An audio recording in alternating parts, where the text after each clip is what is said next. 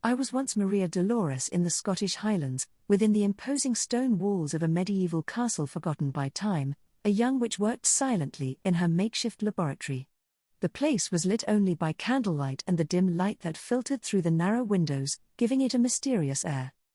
The young woman, her jet-black hair cascading in waves over her shoulders and her green eyes shining with an intensity that belied her age, leaned over a small cauldron. With precise movements, she poured the contents of a flask into a glass bowl, the liquid as clear as water. In her right hand, she held a withered, dried flower, a lily. As she dropped it, something magical happened. The flower absorbed the essence of the potion, and in an instant, its petals rose and came back to life, taking on an immaculate white that almost seemed to glow in the dim light. The little witch smiled contentedly. She flicked her wand with an elegant twist, and the glass jar transformed into a perfectly polished crystal sphere, with the lily floating inside, as if suspended in time. Before he could fully admire his work, a soft creaking of footsteps echoed in the room. A tall figure shrouded in a black cloak emerged from the shadows. The man had a pale, stern face, and his dark eyes flashed with a mixture of curiosity and authority. "It's time to go," he declared in a deep, calm voice. The young woman turned towards him, a flash of respect and affection crossing her eyes. "Of course, Father," he replied in a tone that balanced solemnity with a slight spark of rebellion. The man showed no surprise at the word, but a shadow of melancholy seemed to fleetingly cross his face. This was Severus Snape, the enigmatic wizard known as much for his genius as for his mysterious past. The young woman, his daughter, had been a recent revelation, the fruit of a secret jealously guarded by someone who was no longer there to explain it. How was it possible? The answer lay in the complexities of time and the unexpected connections that intertwined destinies. A story that was just beginning to unfold, promising challenges, hidden truths, and an uncertain future for them both. The lily in the crystal sphere seemed to shine more brightly, as if foretelling that what was to come would be as beautiful as it was dangerous. "My name is, or rather was, Maria Dolores in my first life, or the one I remember. I don't know if I had more. My mother gave me that name because she was a fan of a series of novels that had the name Maria in their title, and the protagonist was also named Maria and was played by the same actress. Luckily for me, I didn't have a tumultuous love life or a vile villain to defeat like in those old stories. I was just an ordinary girl who managed to get a normal job that paid enough for a modest apartment until one day, after working late into the night, I was struck by lightning and literally turned to dust. I knew this because my ghost saw my former body burn and its ashes scattered to the wind. Then some things resembling sea hares appeared before me, changing their shape into tennis shoes. I asked them why they changed their shape, and they replied that their true appearance was beyond my primitive mind to comprehend. This made me feel insulted, and I told them that they looked like simple sea hares to me. They asked me what those were, and I explained about those marine animals. The air crackles with electricity, and a faint greenish glow illuminates an empty corner of the world.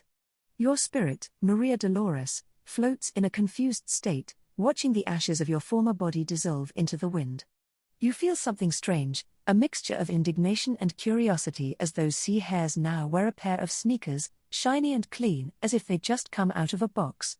The conversation that follows is, to say the least, surreal. They, or so you think they are, don't seem to understand your mind, but you don't understand their logic either. The exchange leaves you with a strange feeling: have these creatures just apologized for killing you? When they mention the possibility of being taken to another world, your mind races. Sure, coming back to life sounds appealing, but what world? What rules? The more you think about it, the more memories of your past life and the fantastical stories you consumed, directly or indirectly, begin to influence your thoughts. Okay, I accept your offer, you say, crossing your arms with a firm expression, but I don't want to go in blind. I've seen enough anime thanks to my brothers to know this could be complicated. The slippers or hairs flicker slightly, as if they were processing your words. Anime? They ask in unison, in a tone that seems both curious and mechanical.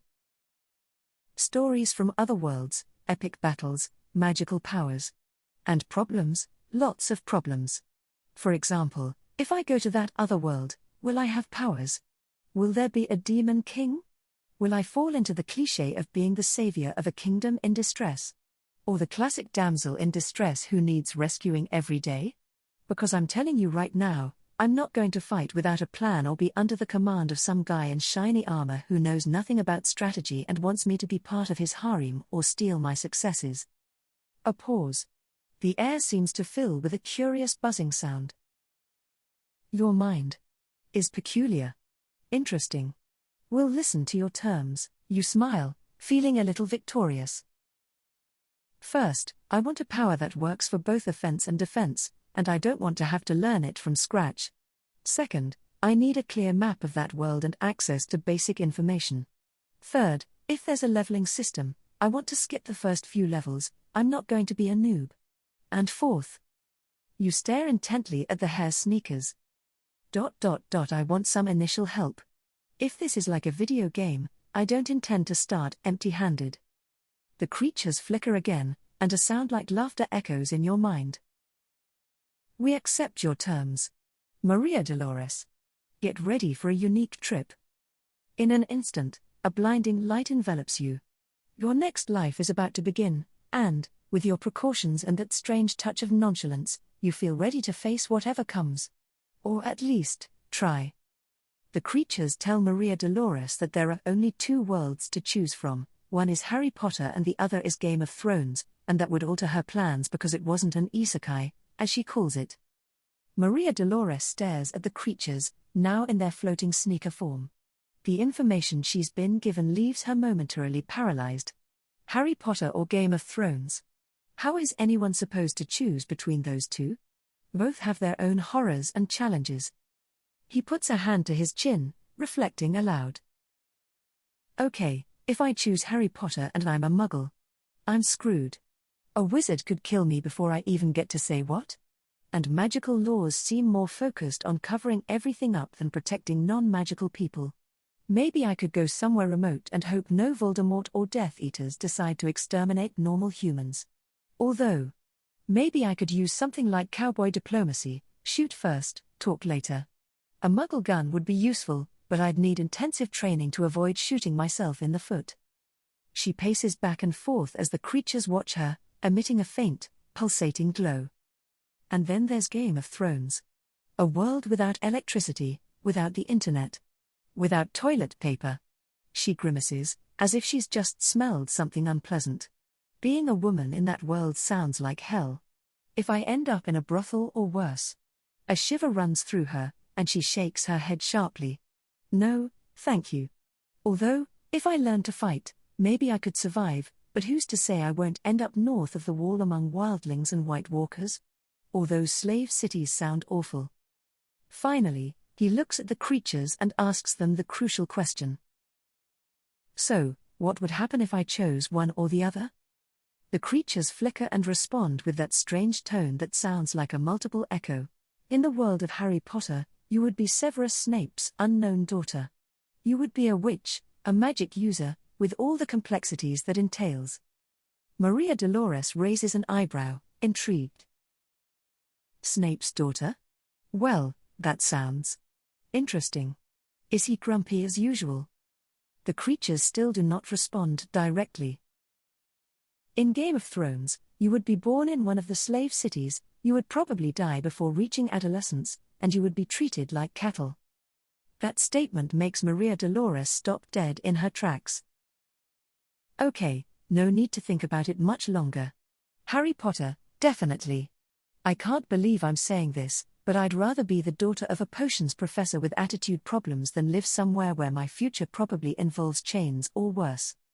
The creatures emit a stronger glow, as if they were approving of their decision. That's how it will be. Prepare for a new life. Wait, one last thing.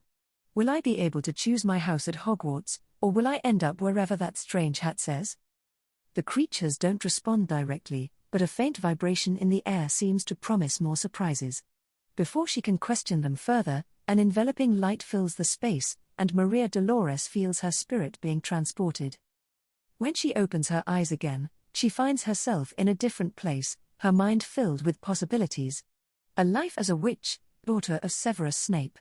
This, definitely, Won't be boring. After choosing, a light shone and a baby's cry was heard. For the first 10 years of her life, Celine Wood was just another orphan with unknown parents, living among so many others at Miss Agatha Trunchbull's orphanage in Ireland. Then one day, in the orphanage courtyard, a place of neglected gardens and grey buildings reflecting the monotony of daily life, she was surrounded by a group of older children. They laughed at her and bullied her, pushing her while hurling cruel taunts. Something inside her, a spark held back for years, finally ignited. Celine Wood, with dark hair and emerald green eyes, was a witch. She possessed the gift of magic. With a cry of frustration, an invisible flash of magic erupts from her, sending the children flying backward as if struck by a gust of wind. One lands in a bush, another in the mud, and the rest scatter in terror. Celine stands gasping, her eyes wide. At that moment, like an unstoppable torrent, memories of her past life as Maria Dolores flood her mind. Images of a completely different world, of television programs, technology, and decisions that led to her death. If only she had chosen to leave work earlier, none of this would have happened. Mingle with memories of her childhood in the orphanage. What the hell? She murmurs, putting her hands to her head.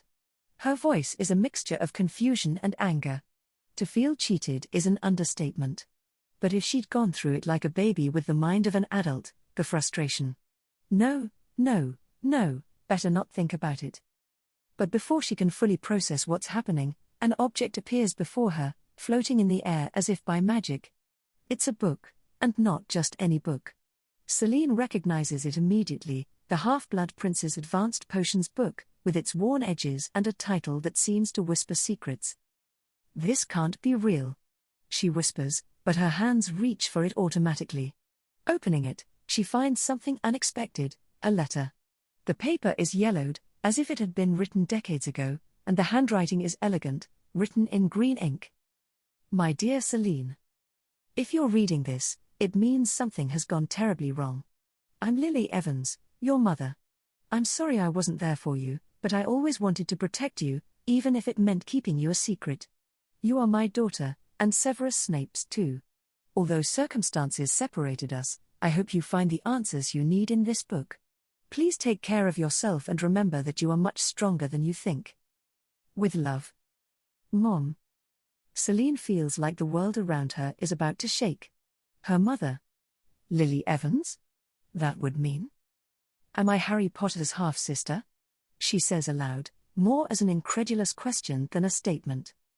The book seems to glow faintly in response, as if it recognizes her words. Celine lets herself fall to the ground, leaning her back against a tree. This is too much for one day. First I find out I'm a witch, then I remember my past life, and now it turns out I'm part of the Snape and Evans family. She lets out a nervous laugh. What's next? Dumbledore appearing in the sky to give me cryptic advice? And just in case, I look up and there's nothing there, just a bird flying by. And just to be safe, I move aside. I don't want one of those little gifts they drop in my hair, much less on my face. Though her mind is in turmoil, a spark of determination begins to ignite within her. If she truly is Snape's daughter and Harry Potter's half-sister, there are many questions that must be answered. And a new purpose to discover. Celine Wood sits beneath the tree in the orphanage courtyard, still clutching Snape's potions book with trembling hands. Her mind races, trying to process everything she's just discovered, her connection to Lily Evans, her kinship with Harry Potter, and the revelation that the current year means she's only just beginning the first book in the series she remembers from her past life. Well, Celine, she murmurs to herself, if this is real, it means Harry will be in his first year at Hogwarts, and I'm only 10 years old. That means I won't get in until. Suddenly, a bright light appears in front of her, interrupting her. The flash condenses into a floating rectangle with golden edges, and a message written in large letters unfolds as if it were on a video game screen. Mission: learn the potion-making techniques of the Half-Blood Prince. Celine blinks, incredulous. What the heck? He jumps to his feet, nearly dropping the book. He glances around to make sure no one else is watching. Then he points a finger at the strange message. This makes no sense. How am I supposed to learn potions here? I'm not even in a magic lab. This place doesn't even have decent ingredients. Look at me. He spreads his arms wide to reveal his thin, malnourished body. I'm all bone, skin, and a bit of a neck. The message flashes, as if it's processing your complaint. Then, a mechanical sound begins, like computer keys being pressed rapidly. The system detects problems beyond your control. Adjusting parameters. The sounds intensify, and Celine takes a step back, feeling on the verge of a nervous breakdown. Before she can say anything else, the robotic voice of a system begins to speak, clearly echoing in the air. Problems identified and resolved. Solution: assisted guidance on using elements present in your environment with your magic. You must study the book to complete the mission. Celine, who had been about to shout another complaint, froze, looking at him with a mixture of astonishment and resignation. Are you saying I can use ordinary things to make magic potions? She asks, her tone still incredulous. That's right. However, you'll need to read and understand the book's contents. The theory is essential. Celine sighs and falls back to the ground. Well, it seems I don't have many options. If this system says I can do magic with ordinary things, I want to see it. I accept. The message flashes again, then disappears in a shower of golden sparks. The electronic voice sounds one last time before fading away. A good start, apprentice. Your path as the daughter of the half-blood prince begins now. Celine smiles, a little nervous but also intrigued. Okay, system, let's see how far we can take this. She opens the potions book and begins to read with determination, while in her mind a spark of excitement mixes with the uncertainty of what lies ahead. Later, Celine was sitting on the floor of her small room at the orphanage, the potions book open in her lap, when suddenly the system's glowing message appeared before her again. This time, the task left her perplexed. Task: prepare bread with magical properties. Celine raised an eyebrow and crossed her arms, looking at the message as if it were a real person. Am I going to bake bread? He asked, more in a sarcastic tone than in disbelief. The system responded in its clear, direct, mechanical voice. Bread, in many cultures, has been considered a symbol of life and sustenance. In Ireland, this association is particularly strong, symbolizing the connection to nature and the fertility of the land. It has been part of important rituals and, in this case, will strengthen your physical vitality. Celine remained silent for a moment, processing the words. Finally, she sighed. Okay, I understand that bread is important. But, she tilted her head, with a curious expression, will it have some magical effect, or am I just playing at being a baker? The bread you prepare will have magical properties that will increase your vitality and accelerate your physical recovery. That caught her attention. She looked at her own thin hands and frail body, remembering how she often felt hungry or tired at the orphanage. If this could really help, then it was worth a try. Okay, what do I need? And I'm not putting anything inedible in it.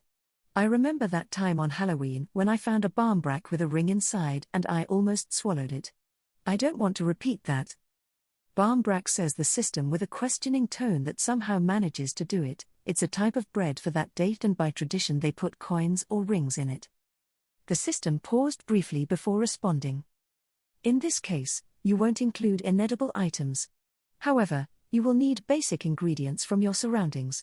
You'll use magic to transform them into suitable components. Do you have access to flour, water, and salt? Celine looked around her austere room. She knew the orphanage kitchen had those basic ingredients, though getting them discreetly would be difficult. I have access, but not in this room. Give me a second, system. She jumped up and ran to the orphanage kitchen, making sure no one saw her as she gathered some flour, water, and salt in makeshift containers. Back in her room, she spread the ingredients out in front of her and looked at the system. Okay, system. I have everything. Now, show me how to make this magic bread. The message blinked again, and a series of instructions began to unfold, detailed and clear. With a mixture of curiosity and determination, Celine set about following them, wondering how something as simple as baking bread could change her life. Celine crossed her arms as she listened to the system's new instructions, which it detailed in its mechanical tone.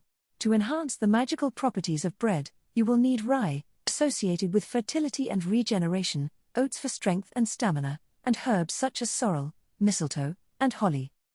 Celine raised an eyebrow, clearly skeptical. Hold on a minute, system. I'm no plant expert. What if I accidentally pick a poisonous herb and end up killing myself? Because, spoiler alert, that wouldn't be magical or helpful. The system blinked for a few seconds before responding. The possibility of error has been considered. I will guide you to correctly identify the necessary plants. With a resigned sigh, Celine grabbed an old bag she found in her room and went outside the orphanage. She followed the system's instructions, which indicated through flashes and a kind of internal radar which plants were safe and which to avoid. She learned to distinguish sorrel by its pointed leaves and the soft, citrusy scent it gave off. The mistletoe was on a nearby tree, and although at first she hesitated to pick it, remembering that it could be toxic if misused, her instincts reassured her. Finally, she found the holly, its glossy, spiny leaves standing out against the surroundings. She also had an unexpected learning experience. She recognized several nearby poisonous plants, such as belladonna and hemlock, thanks to the system's warnings. Celine felt more confident, but she didn't let her guard down. Back in his room, he proudly checked his loot. Okay, I have the herbs. Now, I can get the rye and oats from the orphanage kitchen, but I can't cook there. If they catch me, I'm in trouble. The system responded quickly. Prepare a campfire outside. Gather dry wood and use the fire charm to light it. Celine put a hand to her forehead, almost laughing. Fire? Of course. Because I'm an expert in magic at 10 years old. But well, I'll try. She gathered dry wood in the orphanage's backyard, making sure no one was watching. She arranged the logs as best she could and, with the potions book in her lap, reached for the wood. Fire. Nothing happened. She tried again and again, but the logs remained as dull as ever. Frustrated, she sat with her arms crossed, staring at the wood with a disapproving expression. Great. My magic powers are about as useful as a wet match. Then, without thinking too much, he murmured. Ignis. A small ball of fire burst from her hand, so unexpected that Celine stepped back in surprise before she saw the wood begin to burn. I did it! He exclaimed, his face illuminated as much by the campfire as by pride. The system responded in its neutral tone. Is Ignis a type of fire spell? The system asked. Yes, in some isekai anime they are the most basic, and depending on the caster's power they can be as devastating as high-range attack spells. Adaptation accepted. You can now proceed with the preparation. Celine smiled, satisfied. Perfect. Let's make this magic bread right away. Celine, sitting by the small fire she had lit, watched the bread she had just baked with a mixture of curiosity and apprehension. The system had guided every step, from mixing the ingredients to kneading and baking. The bread had a peculiar aroma, a blend of fresh and earthy, with a hint she couldn't quite identify. Okay, here we go. Celine cut a piece of bread, stared at it for a moment as if waiting for something to jump out of it, and finally bit into it. The flavor surprised her. It had a refreshing citrus note, surely from the sorrel, but also an earthy depth that reminded her of the smells of a damp forest after a rain. She chewed slowly, savoring the flavor for a second before her system declared that the magic had apparently neutralized the toxicity of the mistletoe and holly that the bread contained. Wait a minute. Celine stopped chewing, her face instantly turning pale. This has poison in it. It could kill me. She tried to spit out the bread, but it was too late, she'd already swallowed it. She glared at the system, ready to scream at it. Are you trying to kill me? The system responded in its calm, mechanical tone. The magic of the process has neutralized the toxicity of the mistletoe and holly. Their properties have been transformed into elements beneficial to your vitality. Before she could reply or even process that explanation, Celine felt something strange in her stomach, as if a warm spark were beginning to spread. What?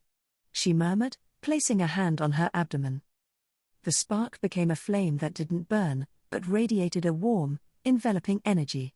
That sensation spread from her stomach throughout her body, first her arms, then her legs, and finally her head.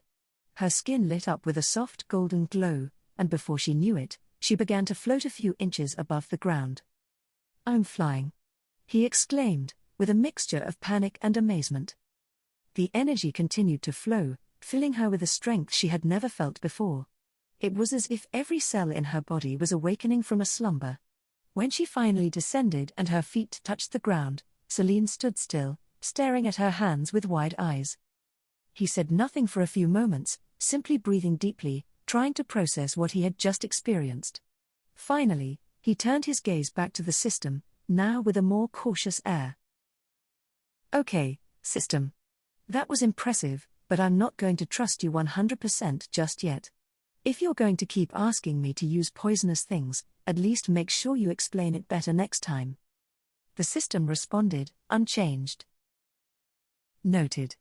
The apprentice's adaptation is satisfactory. Celine sighed and smiled weakly, looking at the remaining bread.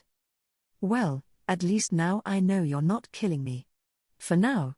But I must admit, this was magical."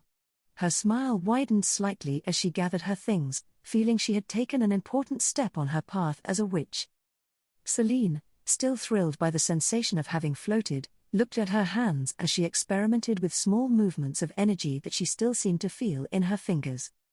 "Well, now I can fly," he said with a satisfied smile, but his joy was abruptly cut short when the system interrupted. "To be precise, what you experienced was a temporary increase in your magic. It increased due to the magic bread you consumed, but it will decrease over time. You will need to constantly strengthen it to maintain that level." Celine frowned, crossing her arms in indignation. "That's cheating," he protested. "It isn't. However, you might retain some abilities, such as floating and levitating objects, if you consume the rest of the magic bread." Celine stared at the remaining piece of bread, hesitating for a moment. She still felt a little resentment toward the system for not fully warning her about the toxic ingredients sooner, but the possibility of retaining those abilities was too tempting to ignore. "Levitating objects, it seems this system won't tell me directly what it can do. I should request a status check or something," the little witch thought to herself. "Okay, but that doesn't mean I trust you, understand?" he said, as he took the bread and finished it in a few bites. The same magical warmth she had felt before coursed through her body again, though this time it was less overwhelming, as if her body were beginning to adjust. She raised a hand and, with a slight gesture, made a small branch on the ground float toward her. "It really works," he exclaimed, with a mixture of amazement and pride. He looked at the system, now with a deeper curiosity. "I've been thinking. In the world of Harry Potter, magic is genetic, right? Kind of like a mutation that some people have and some don't. But I've also read stories, in my past life, where ordinary humans could develop a magical core to use magic or enhance it. Do you think you could help me create a magical core?" The system blinked for a few seconds before responding. The formation of a magic core is not documented in this world as a known process. However, it could be theorized that a magic core is a condensation of the body's magic energy, optimizing its flow and potency. It would require discipline, training, and possibly more magic catalysts, such as the bread you just ate. Celine sat down, lost in thought, as she processed the information. "That sounds like the chakra network from Naruto, energy vortices in the body through which vital energy flows. So, could we give it a try? If we succeed, not only could I maintain my magic, but perhaps I could even use it more efficiently, like the legendary wizards of my past life did." "It's possible.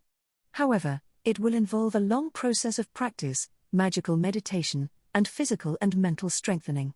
Are you willing to commit?" "It sounds like Mirim to me. Maybe the training will be the same as in Dragon Ball, it shouldn't be different." Celine clenched her fists, determined. "If it means not always depending on magic bread or temporary increases, then yes, I am." The system responded with its neutral tone.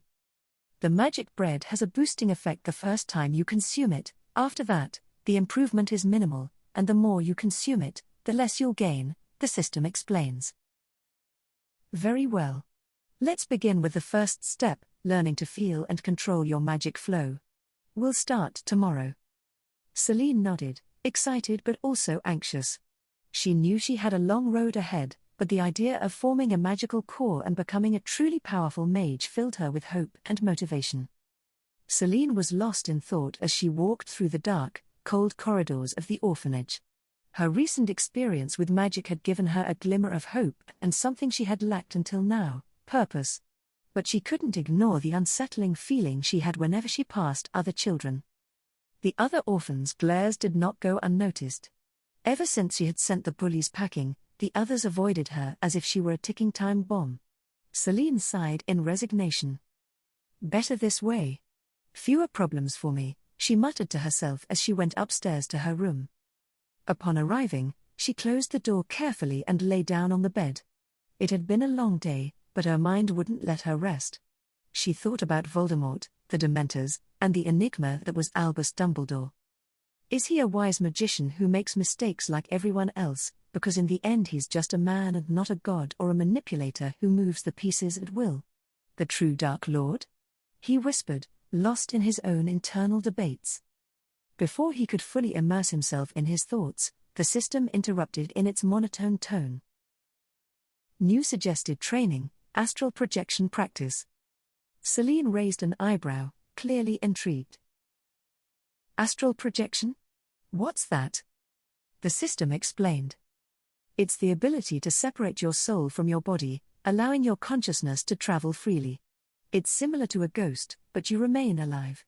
Although dangerous, this technique can offer advantages, such as exploring inaccessible places, spying undetected, and potentially protecting you from this world's deadly curse, which separates the soul from the body. Celine sat down quickly, her eyes sparkling with interest. Are you saying that this technique could cancel or mitigate the effect of the killing curse? It's possible. The theory suggests that by dividing your soul and body into two parts but keeping them connected, you could resist the forced separation that causes death. However, this technique is dangerous. While your soul is outside, your body is vulnerable, and any damage to your body could be fatal. Celine remained silent, processing the information. So, the most I could use it for would be to explore or spy, right? Correct. But even those uses are invaluable, especially in a world full of threats like Dementors, dark wizards, and other dangers. Celine bit her lip, torn between two options. On one hand, she knew this would put her at risk, but on the other, the idea of possessing such a powerful tool was irresistible.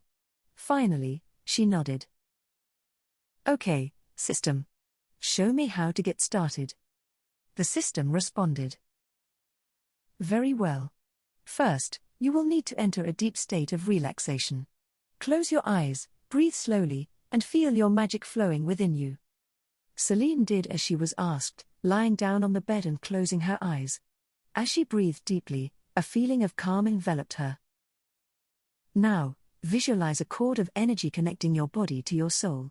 This cord is your link. When you are ready, imagine your soul rising out of your body, but remaining attached to that cord. Concentrating intensely, Celine felt a slight tug in her chest, as if something inside her were trying to break free. Suddenly, a sensation of weightlessness washed over her, and when she opened her eyes, she saw her own body lying on the bed. I did it! He exclaimed, his voice echoing like a strange sound. The system confirmed. Astral projection successful. This is only the first step. Stay close to your body for now and practice stabilizing your astral form. Celine gazed at her translucent hands in wonder.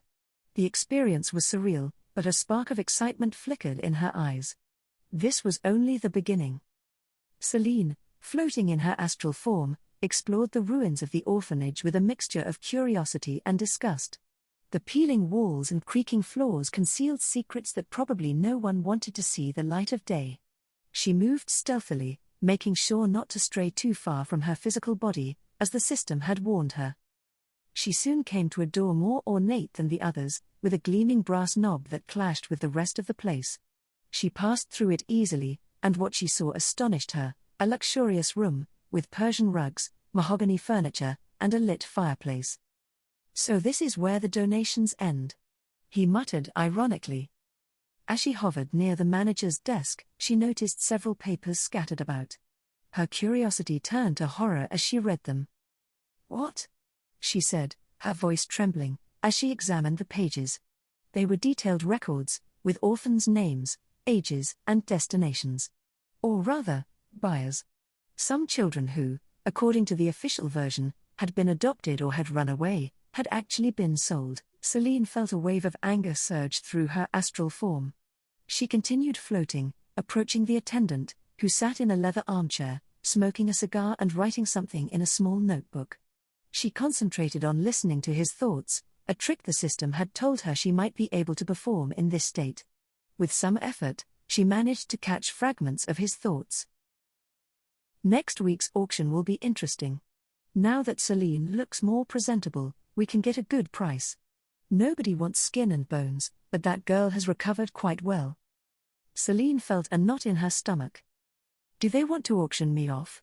she said aloud, though no one heard her. Rage was boiling inside her. It was clear she couldn't stay at the orphanage. If they saw her now, in her new state, it would only be a matter of time before they sold her to the highest bidder. But escaping wouldn't be enough. She needed to expose what was happening there. "How do I do it?" she wondered, pacing back and forth across the room. Reporting it to the authorities seemed risky. If the person in charge had connections within the system, they could dismiss her case or even cover it up. But the media? That was a different story. "If I can contact a journalist. Someone who isn't bought off," he thought, forming a mental plan.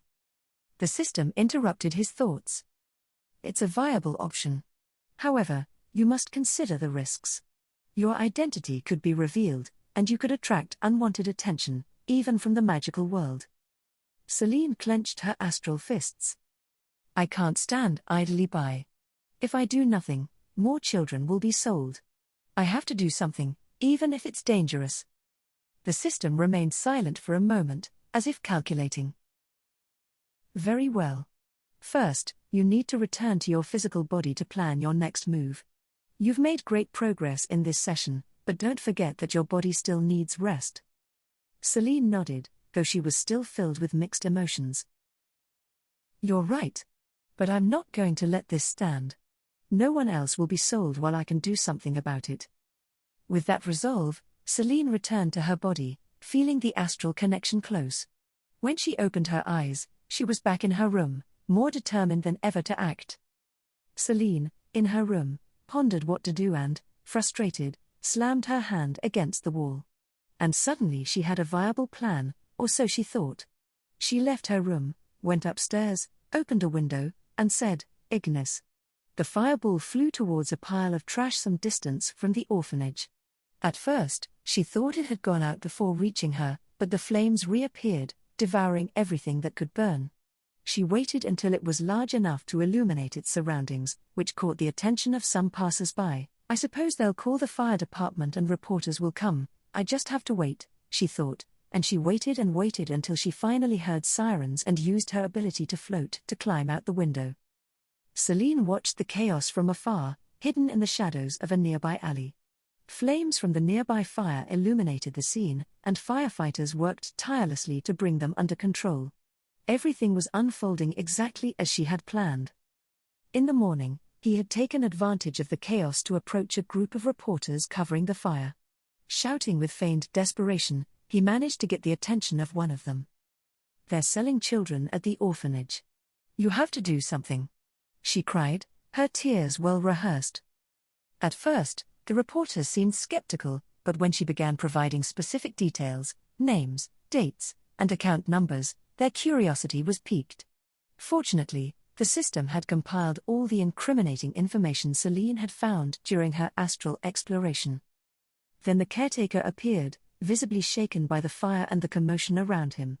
Celine wasted no time and pointed him out. "He's the one who sells the orphans. That man runs all of this," she shouted at the top of her lungs. Immediately, reporters swarmed the man with questions. Is it true that he sells the children in his care? Is he part of a human trafficking network? How do you explain the transfers to the accounts that have been shown to us? The man, initially furious, began to sweat when the reporters mentioned the specific names and payments Celine had made. His face paled, and suddenly, he seemed to have lost all his words. The police, who were nearby managing the chaos of the fire, overheard the exchange and decided to intervene. Within minutes, several patrol cars arrived at the orphanage and began an investigation. It wasn't long before they found the evidence, records, bank transfers, and the names of missing children that matched the information provided by Celine. Meanwhile, Celine had executed the second part of her plan. She knew the caretaker was predictable and careless.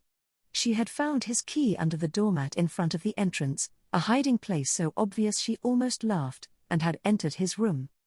"He's so lazy and stingy he doesn't even have a safe," she muttered as she lifted the mattress and found the cash she had accumulated. Without thinking twice, he took the money, enough to start over somewhere else. This isn't theft, it's redistribution of resources. He stole first, she told herself, convinced she was doing the right thing. A thief who steals from a thief is forgiven 1,000 times over, she thought. When the reporters and police returned to the orphanage, Celine had already vanished without a trace. She knew that staying meant risking being caught up in the chaos or having someone pry too deeply into her identity. As she walked towards the horizon with a backpack full of cash and a heart full of determination, Celine looked up at the sky and smiled. One chapter closes, another begins. And this time, I'm going to decide my own destiny. Celine, with her backpack full of cash and a hint of uncertainty in her heart, sighed upon hearing the system notification. She reads, Privet Drive. Picket post close? I'm not even close to England, she said, looking up at the sky, and what if she doesn't make it and she's waiting for answers? The system, as always, responded in its neutral but somewhat robotic tone. Assigned objective, reach number 4 Privet Drive in Little Whinging. This task is part of a crucial narrative arc for your development and connection to main events. Narrative arc? Are you telling me I'm a character in a story? Replied Celine, crossing her arms. I'm a playable character around whom all the action revolves. I don't have the option of just going somewhere else if things get bad. The concept of narrative is irrelevant to you. What matters is that completing the quest will grant you access to additional magical resources and a deeper understanding of your abilities. Celine blinked, processing what she was hearing. Okay, but you still haven't answered my important questions. What happens if I don't do it? Is there a time limit? The system paused, as if considering your response. Failure to complete the mission within a reasonable timeframe will limit your progress. However, there is no direct penalty. As for the timeframe, it's estimated that you have a 30-day window before circumstances on Privet Drive change and you lose this opportunity. Celine sighed in frustration. Great, no pressure. But how am I supposed to get there? While I have enough money for a ferry ticket, a plane ticket would look suspicious, and walking to England isn't exactly an option. The system responded immediately. The cash you have is sufficient to purchase a train and ferry ticket to England. Alternatively, you can try using magic to expedite your journey.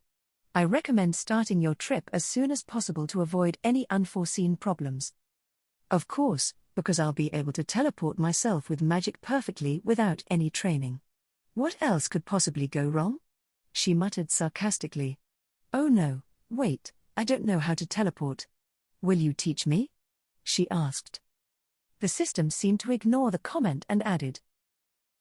Potential rewards for completing this mission include access to relevant information about your connection to major events in the wizarding world, an improvement in your magical affinity, and tools that will facilitate your independence. Celine remained silent, biting her lower lip. Fine, I'll do it. But not because you say so, but because I need those upgrades. Although I still think you're using me as a pawn in your game, system. With that decision made, Celine set off for the nearest train station, carefully planning her route. She knew the journey would be long and complicated, but if it would bring her answers, it was worth the effort. Celine, with renewed interest, adjusted the backpack on her back and began walking towards the port of Rosslare while arguing with the system. A stone circle? What exactly is that? he asked curiously. The system responded in its usual neutral tone. A stone circle is a site of ancient magical concentration.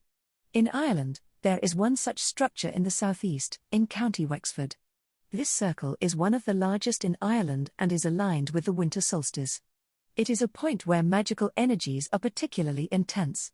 They can be used for meditation, strengthening your magic, or even performing specific rituals. Interesting, Celine murmured as she avoided a puddle in the path. And how will that help me get to England faster? Connecting with a stone circle could allow you to attune to the magical energies of the surroundings, facilitating spells like prolonged levitation or enhancing your stamina for long journeys. Furthermore, you could gain ancient knowledge useful for your mission. Celine paused for a moment to reflect. And what's the catch? These things always come with a price or some hidden risk. The system paused briefly before responding. The only risk is your ability to interact properly with the energies. Improper handling could be exhausting or cause a temporary imbalance in your magic. But by following my instructions, the chances of success are high. Great, because I don't want to end up like a failed magic experiment, Celine said with a touch of sarcasm, although her enthusiasm was evident. As he made his way toward Rosslare, the system gave him precise directions to veer off course toward a nearby stone circle. According to the instructions, he was on a secluded hill, surrounded by trees that whispered in the wind. When she finally arrived, Celine was awestruck. A perfect circle of ancient, moss-covered stones stood beneath the cloudy sky. There was a palpable energy in the air, a kind of silent hum that seemed to resonate in her bones. Okay, system, here I am. What's next? He asked as he cautiously approached the center of the circle.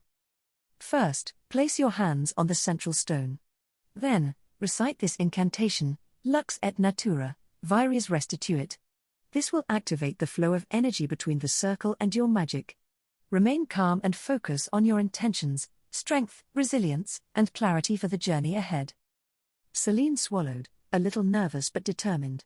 She placed her hands on the cold, rough stone, feeling an electric current run up her arms. Okay. Lux et Natura, Vires Restituit, she recited aloud. Immediately, the stone circles seemed to come alive. A soft light began to radiate from the stones, and a comforting warmth filled her body. Celine closed her eyes, letting the energy envelop her. When the process was over, she opened her eyes feeling lighter, stronger. It was as if her steps had more purpose and her mind was clearer than ever. This is incredible, he said with a smile of amazement. Your energies are stabilized and strengthened. Now you will be better prepared to complete your journey and overcome any obstacle you may face. With a newfound sense of confidence and renewed energy, Celine resumed her journey to Rosslare, determined to make the most of every tool the system offered her. The system informs Celine that if she takes a ferry from Rosslare to Fishguard in Wales, it would take perhaps 3 hours and 30 minutes. I suppose an infant can't travel alone, and for a moment she looks at her appearance. The old clothes she's wearing aren't very nice, and a lady in a shop is giving her a dirty look. They treat the poor as if they have the plague, Celine thinks to herself, and then she practices levitating objects with the clothes in the shop, which frightens the lady, who runs away shouting ghosts. Then Celine, hiding her face, goes in and takes some new clothes and leaves money on the counter. Celine sighed as she adjusted her new clothes, a considerable improvement over the rags she'd worn before. While it wasn't the most elegant thing, at least it wouldn't attract so much attention, or so she hoped. Well, system, happy now? I don't look like an orphanage girl escaping from a Victorian novel, she muttered, glancing at her reflection in a nearby window. Your current appearance is acceptable so as not to raise unnecessary suspicions. However, the way you acquired the clothes was questionable. Celine raised an eyebrow, indignant. Questionable? I left money on the counter. That's more than that lady probably expected from a ghost. Besides, I wasn't going to stand there explaining anything. The goal isn't to debate morality, but to ensure you can reach the ferry safely. Now it's up to you to find a way to board. Celine grunted again, something that was becoming a habit whenever she interacted with the system. She headed towards the port, watching the passengers boarding the ferry. Families, tourists, workers. They all seemed to have a clear purpose. She, on the other hand, was just a girl with a backpack and a lot of questions. Can't you teach me something like, I don't know, how to make me look older or at least blend in? She asked, looking up at the sky as if she could confront the system directly. Negative. This stage requires you to develop your own social skills. Learn to adapt to your environment. Improvisation is key. Great. Just what I wanted to hear. Improvising. Celine rolled her eyes and began to consider her options. Suddenly, an idea struck her. She approached a family who seemed to be arguing about their luggage. A man and a woman with 2 small children were distracted, trying to organize their suitcases. Celine, putting on her best innocent face, walked over. "Excuse me," she said shyly. "I lost my ticket and my aunt is waiting for me in Wales. Could I travel with you? Just until I get to the other side, I don't want to cause any trouble." The woman looked at her with surprise, but also with a certain sympathy. "Your aunt? And where are your parents?" Celine lowered her gaze, pretending to be on the verge of tears. "They're not with me." The man sighed, clearly uncomfortable, but the woman seemed more receptive. "Well, dear, come with us. We can't leave you here alone." Celine smiled gratefully and joined them as they boarded the ferry. As the ship began to move, she gazed at the horizon, feeling relieved but also anxious about what awaited her in Wales. "That was easy, system. See? I don't need magic tricks all the time," he muttered as he leaned against the railing. Improvisation is acceptable. However, this type of strategy can fail in less favorable circumstances. Stay alert. Celine laughed softly. "You always have to have the last word, don't you?" The system did not respond, leaving Celine to enjoy the seascape while her mind began to plan her next steps. While Celine appears to be able to board the ferry, there's a problem: she needs at least a passport.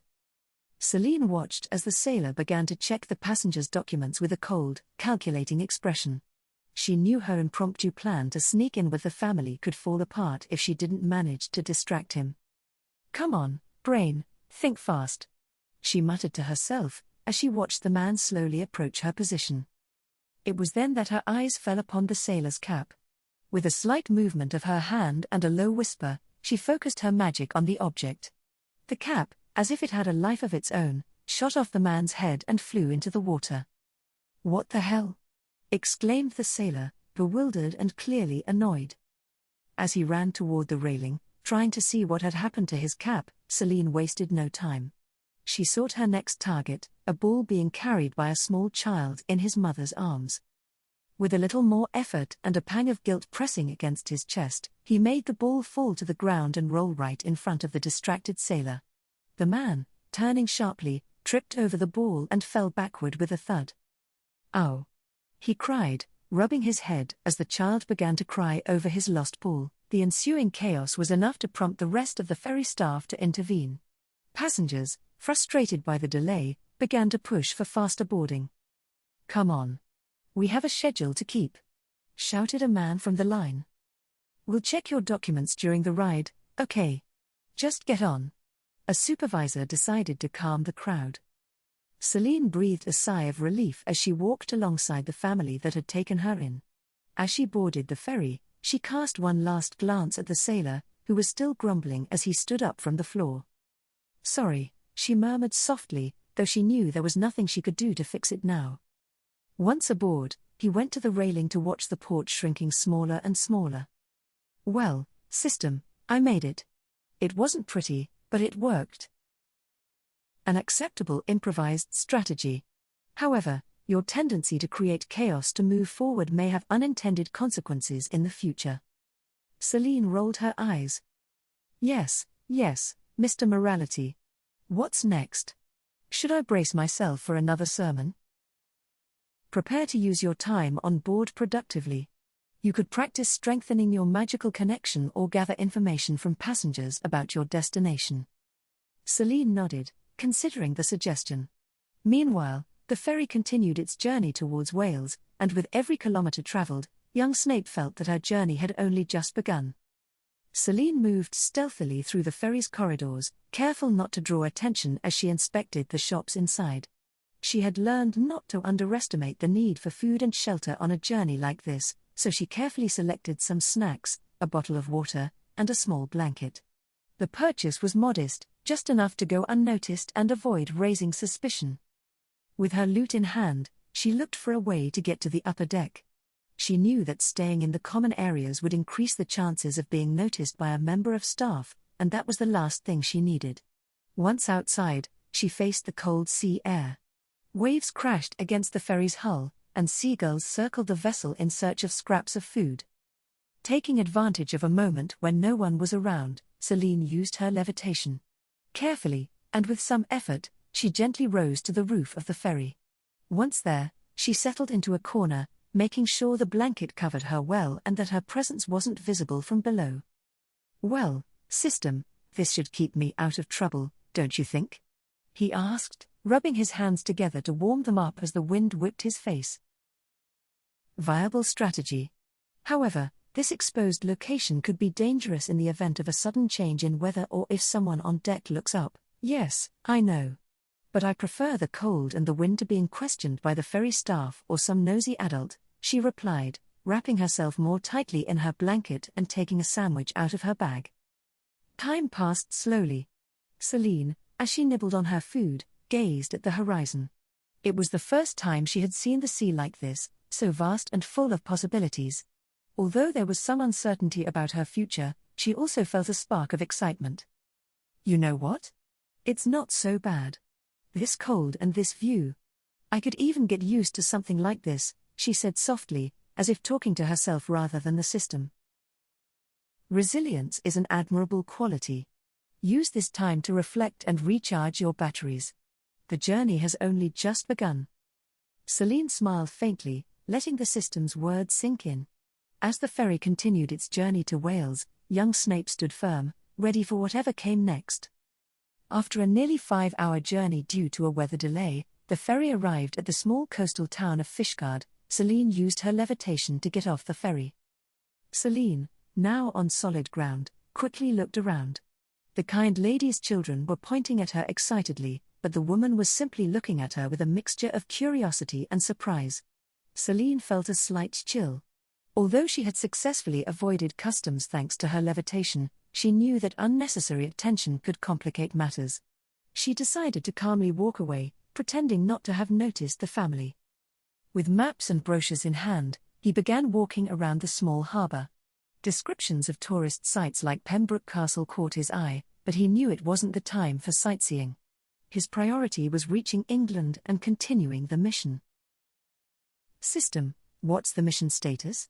Any changes now that I'm in Wales? The mission is still active, reach 4 Privet Drive. Time limit, indefinite. However, making consistent progress toward the main objective may unlock secondary rewards.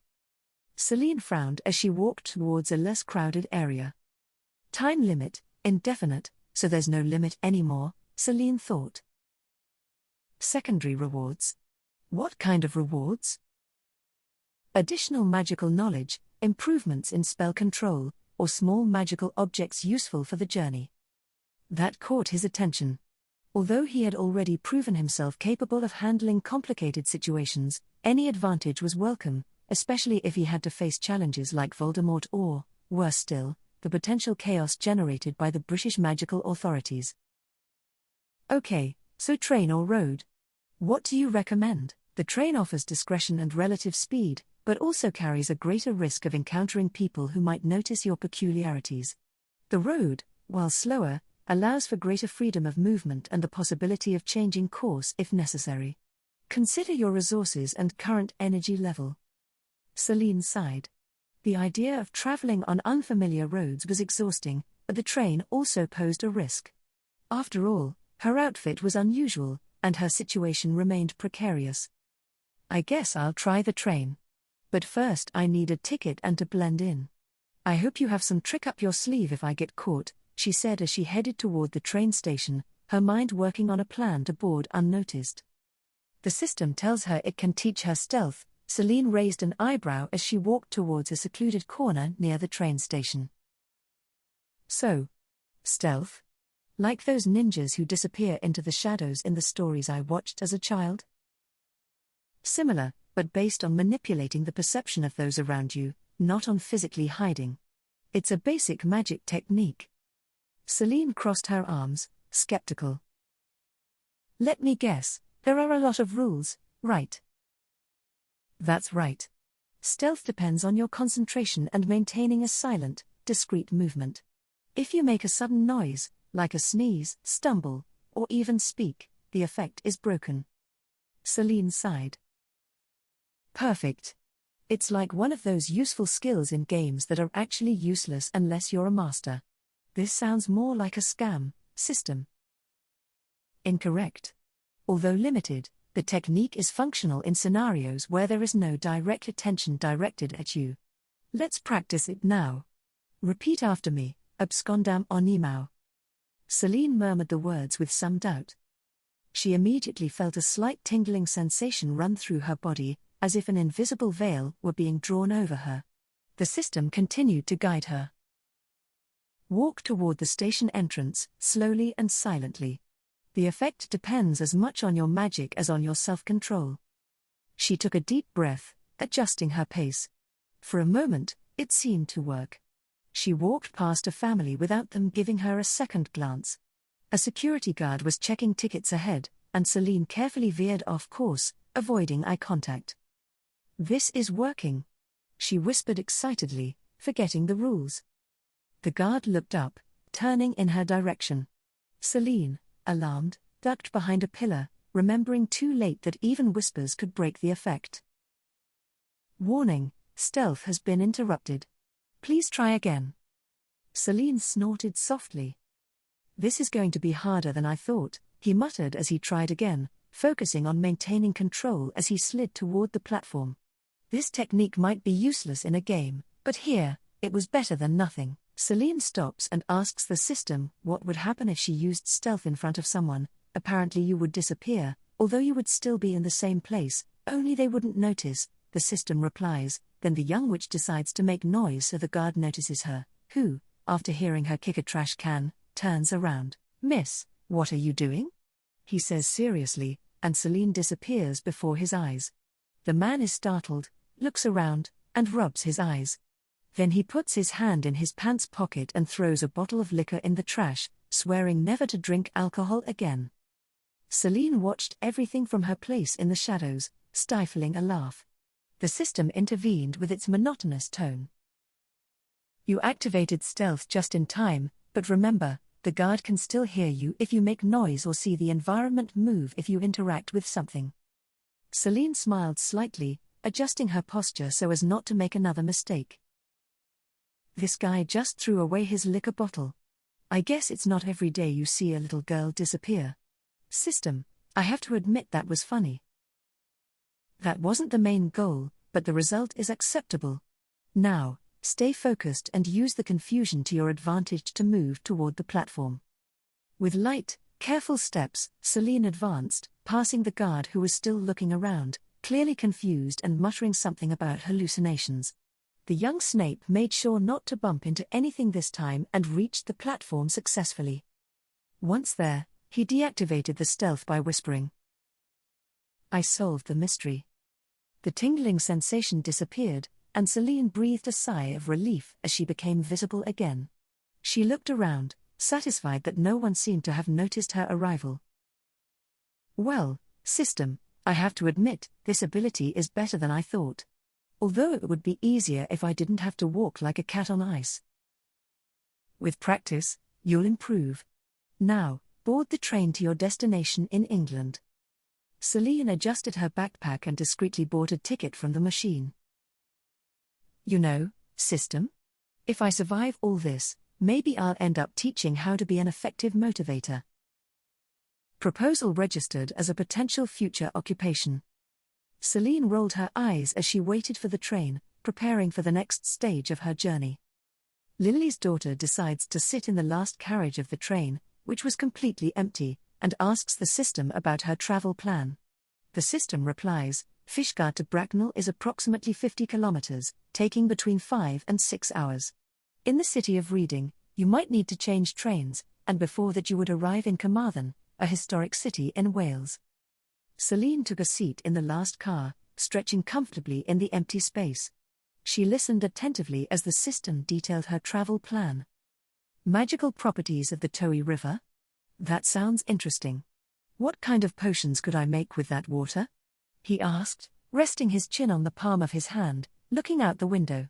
The water from the River Towy is known for its purity and natural magical energy. It can be used to amplify the effects of healing potions, ability-enhancing potions, or even to stabilize volatile potions. However, you need to collect it properly, as it loses its properties if contaminated during the process. Celine raised an eyebrow, intrigued. So, collecting magic water is like playing Don't Spill the Potion? Well, that sounds fun. I guess I could make use of the stop in Carmarthen. The system added. You could also investigate the city. The local druids mentioned Carmarthen as a place of special energies. If you have time, there might be more useful resources for your future missions. Celine nodded, thinking how useful it would be to have a small stash of magic water for when things got complicated. Okay. When we get there, I'll make a strategic stop. Although I hope it doesn't involve climbing mountains or anything like that. You know, I'm more of a levitating person than a walking person. The train started smoothly, and Celine settled in even more, taking a bite of a roll she had bought at the ferry shop. System, is there anything else I should know about this river? Yes. The Towy River is also associated with legends of healing and protection. It is believed that those who drink its pure water gain a slight strengthening of willpower and magical resistance. You could try a small ritual to take advantage of this, but it will depend on your skill and concentration. Celine sighed. There's always a but, right? Okay, I'll try. For now, I just want to enjoy the journey. He rested his head against the glass, watching the Welsh landscape pass by as he mentally plotted his next move. The system informed Celine that there was some contamination due to industrial and agricultural activities in the area, wastewater from cities and towns, fertilizers and pesticides on farmland, chemicals, factories, and industrial plants. And how was she supposed to use, or worse, drink that stuff without harming herself?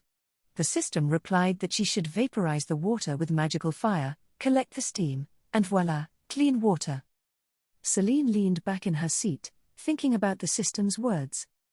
So I have to vaporize contaminated water to purify it. Of course, because nothing says magical life like carrying a portable laboratory, she muttered ironically, though she couldn't help feeling intrigued by the process. That's right. The magical fire will remove the impurities without affecting the inherent magical properties of the river water.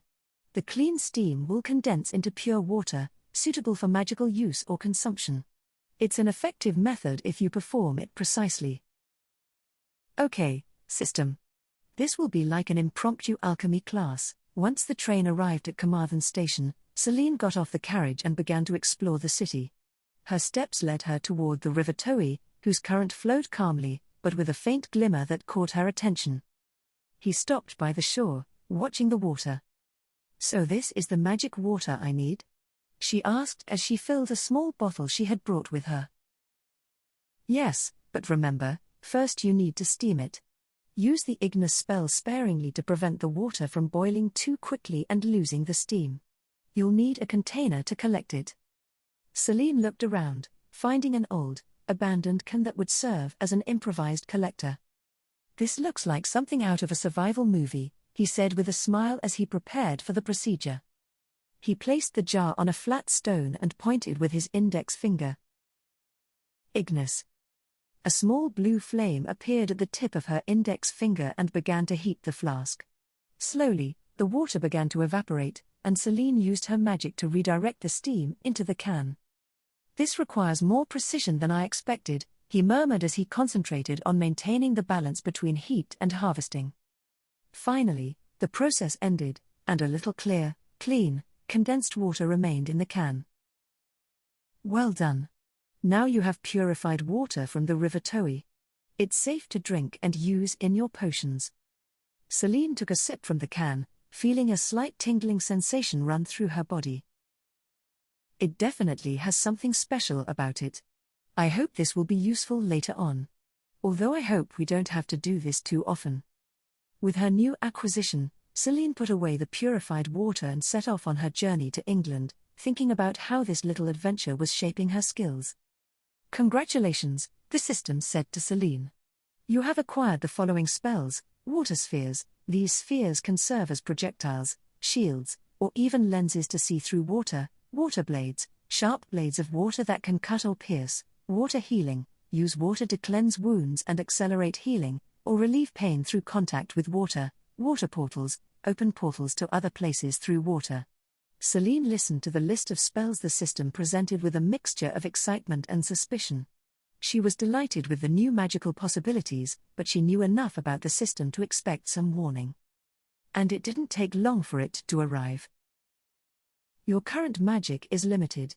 You can generate and control water in small amounts, like a glass of water, but advanced spells, such as water portals, will require much greater power. If you try to create a portal now, you could become trapped between dimensions or suffer serious harm. Celine let out a snort. I knew there would be a catch. What good are such amazing spells if I can barely use them? It's like giving me a Ferrari with no gas. It's not a trap, it's an opportunity for growth. Each successful use of these spells will strengthen your control and magic. Consider this training on the path to mastery. Okay. But I want to try something. Celine approached the Toey River again. She extended her hand and murmured. Water sphere. A small sphere of water began to form in the air before her, trembling and sparkling, as if magic was struggling to keep it steady. Finally, she managed to solidify it enough to throw it toward a nearby rock, where it dissolved in a soft burst of droplets. Yes.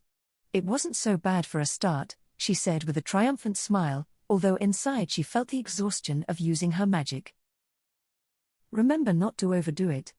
Right now, even small spheres can drain your energy. Practice and you'll see results. Celine nodded, contemplating the river and its possibilities. At least now I have something else to defend myself with if things get complicated. But no portals for now. I don't want to end up like an incomplete puzzle. With a mixture of satisfaction and caution, she continued on her way to the station to resume her journey. With each step, she felt she was growing a little more in her magical mastery, although she knew she still had much to learn. Celine tells the system, I have several water tricks and only one fire trick. Can you help me with that? The system remained silent and then replied that she could practice using the following: floating torches, useful for illuminating dark areas or sending signals; fire shields, mobile shields that protect the caster from physical and magical attacks; fire arrows, fast and accurate projectiles that can set targets ablaze at a distance; and create lava, transform the ground into lava to create traps or slow down enemies. But it would be best not to try it yet, for your own good and the good of others. Celine listened to the system's words with a mixture of excitement and resignation. The possibilities were incredible, but the system's warning was like a bucket of cold water. Seriously? Are you telling me I could create lava, but not to try? That's like putting a cake in front of a child and telling them not to touch it, Celine grumbled, crossing her arms. Your current magic isn't stable or powerful enough to handle advanced fire spells. Attempting could burn you or cause irreparable collateral damage. You must train gradually. Okay, I understand. But give me something to start with. I don't want to be a walking time bomb. The system processed for a few seconds and responded. We can start with something more basic, mastering floating torches. They're versatile and safe for your current abilities. We'll also practice your control of the Ignis spell so you can manipulate the intensity of the fire, not just throw it. Celine sighed, though she was grateful for an opportunity to improve. Okay, how do I start with the floating torches?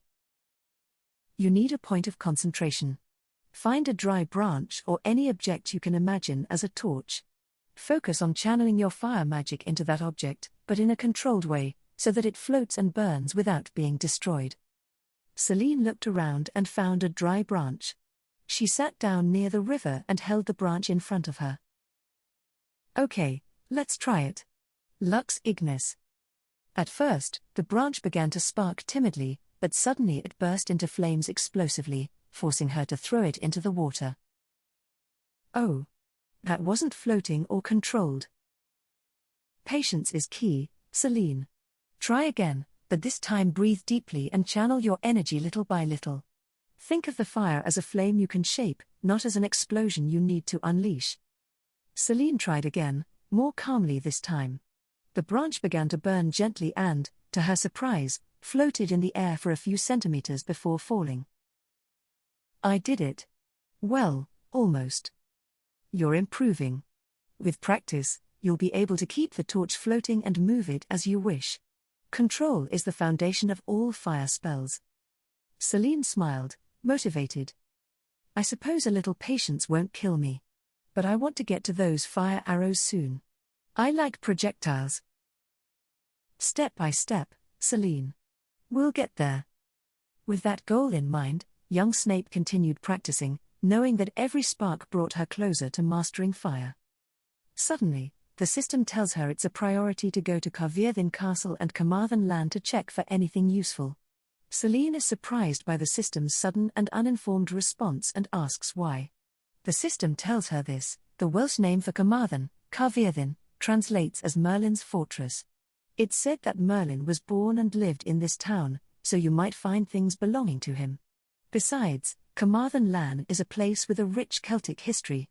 Many Welsh myths and legends, tales of hidden treasures, secret tunnels, and hidden rooms haunted by ghosts, might provide some information or treasure.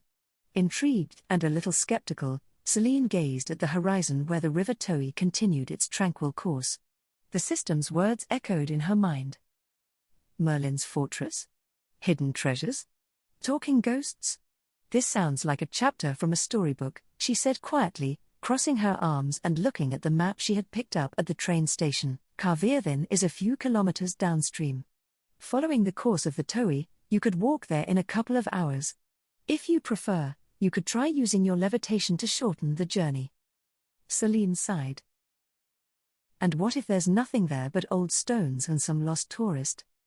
There's always a risk. But there's also an opportunity. This mission is high priority. Something important is there, and you'll know it when you find it. Young Snape decided not to argue anymore. Okay. Let's see what's so special about this place. Determined, Celine began walking in the direction indicated by the system. The Towy River flowed with a deceptive calm, reflecting the grey afternoon sky. Celine attempted to use her levitation intermittently, gliding through the air close to the water when the terrain became too difficult to traverse. After a couple of hours, he reached a point where the ruins of Carvearthen Castle began to come into view. The ancient stones were covered in moss, and a sense of mysticism enveloped the place. Well, here we are. Now, what am I supposed to look for? Explore the area. Keep an eye out for magical signs, hidden inscriptions, or unusual phenomena. And beware of ghosts. Sometimes they're helpful, but they can also be dangerous. Celine rolled her eyes and ventured deeper into the ruins, carefully watching each step. The air inside the castle was cold and heavy, as if something ancient were watching her. Suddenly, he heard a whisper. Who dares to walk in Merlin's domain? Celine stopped dead in her tracks, her heart pounding. Who's there? Show yourself, he said, trying to sound braver than he felt. A faint glow appeared before her, slowly taking shape.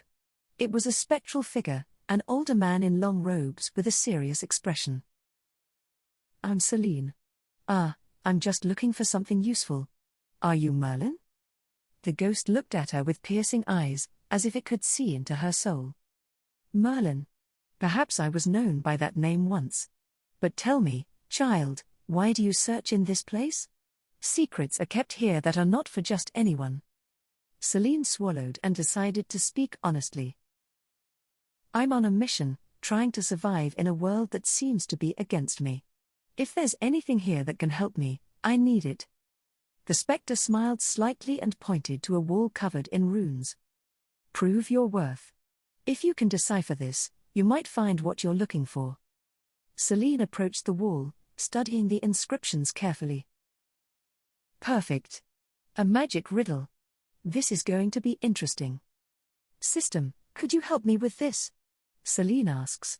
Merlin hears her and repeats, System, what is that? He asks the little witch, who hesitates a bit and says it's like an intelligent tool, which confuses the wizard's ghost. He asks if it's like a spirit guide, and she says more or less. That doesn't go against the rules, but I prefer you do it yourself, Merlin tells her.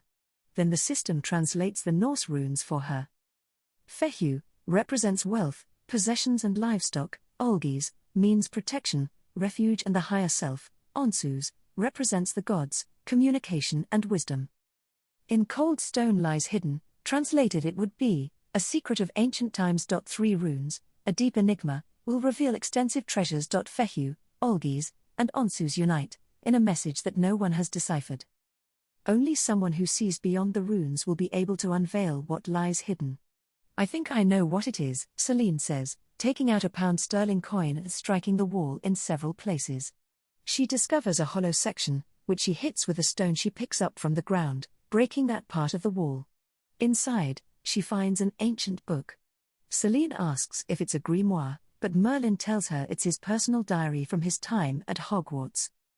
Celine, covered in dust and with a triumphant smile, held the old book in her hands. The pages were yellowed and gave off a faint scent of antiquity. She looked at the ghost of Merlin, who was watching her with a mixture of interest and nostalgia. Is this seriously your student diary? She asked, trying not to laugh at the thought that the great Merlin had been a young student like she might perhaps be at Hogwarts. The ghost nodded solemnly. Do not underestimate what it contains, child. Although it is my diary, it holds lessons from a time when the magical arts were young and wild. Some of these spells are no longer taught, and others have been forbidden. Celine leafed through the book with curiosity. There were annotations in intricate calligraphy, diagrams of spells, philosophical reflections, and even drawings that looked like hastily sketched magical creatures. So how did this end up here in Wales? Celine asked, eyeing the spectre suspiciously. A magician always has secrets, young one. This isn't here by accident. I hid it centuries ago, knowing that someone worthy would find it. It seems that someone is you. Though I'm still not sure if you're worthy. Celine raised an eyebrow. What do you mean you're not sure? I just solved your riddle and broke down a wall to get it out. The system intervened in its usually neutral tone. That's true. Their intelligence and determination have proven sufficient to overcome this challenge. Although it could be argued that the use of external tools, like me, diminishes the merit. Hey, system. Whose side are you on? Celine demanded, offended. Merlin let out a deep laugh, like a distant echo. Perhaps you're right, little one. Maybe I was too hasty in doubting you. Take care of this book, and remember, magic is a gift, but also a responsibility. Use what you learn wisely. The ghost began to slowly fade away, but before disappearing completely, it added. Oh, and one last thing. Try not to fill the book with doodles. I did enough of that in my youth. Celine smiled at the comment and looked at the diary with renewed respect. Well, it seems this stop was more than useful. Thank you, Merlin. She carefully put the diary in her backpack and asked the system. And now? Do we continue with the main mission, or will you give me time to try out some of these spells? Your time is limited, but practicing some basic spells while you continue could be beneficial. Don't forget that you still need to reach Bracknell. Celine sighed and began walking towards the castle exit, holding the diary tightly and with a new spark of excitement in her eyes. Celine leafed through the journal, fascinated by the intricate spells and notes Merlin had left behind. When she found the incantation for manipulating the wind, a mischievous smile appeared on her face. This will be very useful, she said to herself, imagining the possibilities. If I can control the wind, I could fly faster or even defend myself better. It actually reminded her of a certain ninja character who used the wind for defense, attack, or espionage. From your current location in Carmarthen, Bracknell is approximately 280 kilometers away. By train, with the necessary changes, the journey could take about 5 to 6 hours. You'll have to pass through towns like Reading to reach your destination. Ugh, trains again, Celine grumbled, stuffing the journal into her backpack. Although, if I can practice this wind spell, maybe I can do something more fun than just sit and stare out the window. The system responded in its usual tone. I warn you that this spell requires precision. Manipulating the wind can be dangerous, especially if you use it near others or in enclosed areas. You could unleash unpredictable currents or unintentionally affect people. Celine frowned, but nodded. Okay, system. I'll practice in an open area before using it for real. But if I master it, no one will be able to stop me. As she walked toward the nearest train station, Celine looked around for a place where she could practice without attracting too much attention. An open field near the river Toey seemed perfect. She stopped there, closed her eyes and breathed deeply, letting the natural wind caress her face. Okay, wind. Let's work together. Focusing on the words and movements described in the journal, she attempted to invoke the power of the air. At first, she only felt a slight swirl around her feet, but then the wind began to respond to her will, lifting dry leaves and forming small currents that swirled around her. I'm doing it. She exclaimed excitedly, but as she lost her concentration, an uncontrolled gust of wind threw a handful of leaves towards her face. The system calmly commented. Excessive excitement can lead to disastrous results. Perhaps you should practice more before attempting something like flying. Yes, I know, Celine replied, brushing the leaves from her hair. Despite the setback, she was determined to perfect this new spell as she continued her journey to Bracknell. Celine, with her ingenuity and growing magical skill, glided through the air using her wind and levitation spell. The use of stealth made her nearly invisible, but maintaining 3 active spells simultaneously was a considerable strain on her magic. When she floated discreetly to the train station, she landed softly in a secluded corner, making sure no one noticed her. Okay, system, I'm here. Any tips for staying hidden during the whole trip? She asked in a low voice. Stealth requires constant concentration, but you could alternate between it and your ability to manipulate the wind to move between train cars undetected. You could also use partial invisibility, hiding behind objects or under seats when necessary. It sounds complicated, but I can do it, Celine replied as she watched the train pull into the station. As passengers began boarding, Celine took advantage of the chaos to slip into the last car, where the flow of people was less. She hid behind some stacked suitcases and carefully deactivated her stealth to conserve magical energy. The train began to move, and Celine felt a mixture of nervousness and excitement. Everything was fine until the conductor started walking through the carriage, checking passengers' tickets. Damn it. Celine whispered, reactivating her stealth and silently moving towards the back door of the train car. Each time the conductor approached, Celine used her wind spell to subtly move objects, distracting him. A hat falling from a seat, a curtain unexpectedly moving. Small tricks that kept the conductor occupied while she hid further away. However, keeping all 3 spells active was beginning to take its toll. He felt his magic slowly weakening and knew he couldn't maintain it much longer. System, any ideas for getting some rest without being discovered? She asked, panting slightly. You could use the levitation spell to position yourself in a high corner, like a luggage rack. Inspectors rarely look up. Alternate your spells strategically to conserve energy. Good idea, Celine murmured. She silently climbed up to one of the overhead vents and wrapped herself in a blanket she had bought on the ferry before boarding. From there, she remained hidden, watching and listening as the conductor continued his rounds, completely unaware of anything. Celine smiled with satisfaction. She had overcome another obstacle and was one step closer to Bracknell. Each time, her confidence in her abilities grew, but so did her caution toward the surprises the system might have in store. Celine slept through most of the journey without incident, but one of the workers, a woman, spotted her and startled her awake when the train attendant found her. Her reaction was immediate. She activated her stealth spell and, with a flicker of her wrist, vanished before the woman's eyes, who recoiled in horror. "It must be a ghost," shouted the employee, before running off, dropping her flashlight. Celine stifled a laugh and murmured, "It worked better than I expected." She quickly gathered up the blanket and, taking advantage of the chaos, slipped into another carriage. She hid among some large boxes while listening to the hurried footsteps of several employees who entered the previous carriage searching for any sign of her. "Nothing, there's nobody here," said one of them. "Maybe the woman is imagining things. This night shift is getting to her," another person commented.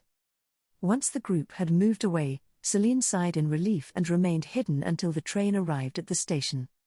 As the train stopped, Celine mingled with the few passengers disembarking and slipped out discreetly. She looked around, recognizing the bustle of the station and the dim light of dawn. "Very well, system," he said quietly, "I'm here. What's the next task?" Head to the center of Bracknell. In a nearby abandoned office building, a magical object is hidden, an enchanted mirror that can show fragments of the past or visions of the future. However, it is guarded by a restless spirit. Be prepared. Celine frowned. A spirit? And how do I get rid of it if it becomes violent? Use your newly acquired skills. If the spirit attacks, you could use purifying water or try to neutralize it with your magical abilities. But you could also try talking to it. Sometimes, spirits just want to be heard. Celine sighed. Perfect, another ghost adventure. With determination, she headed toward the designated place, her mind already working on possible strategies to face what awaited her. Each step brought her closer to a world full of secrets and dangers, but also to the promise of power and knowledge. Celine arrived at the abandoned building, and just seeing it sent a chill down her spine. The structure looked like something straight out of a Japanese horror film: broken windows, mold-covered walls, and a silence so profound that each of her footsteps seemed to echo like thunder. "Seriously, system? A place like this for a mirror?" he muttered, adjusting his cloak to shield himself from the cold night wind. "If I have to guess, it's on the top floor." "Your guess is correct. The object you're looking for is on the top floor," the system replied in its impersonal tone. "Of course it's on the top floor." Celine snorted sarcastically. "What is this? A bad horror game?" Instead of risking going up the stairs, where every step could be a trap like the ones he had seen in movies, he decided to use his levitation spell combined with the wind to reach the roof directly. As she climbed higher, the air currents around the building grew stronger, as if the place itself were trying to push her away. The wind whistled through cracks and broken windows, and at one point it nearly hurled her against a sharp corner of the building. "You're taking a big risk, Celine," the system warned. "I know, but I don't want to face ghosts on every floor. This is faster. Though no less terrifying.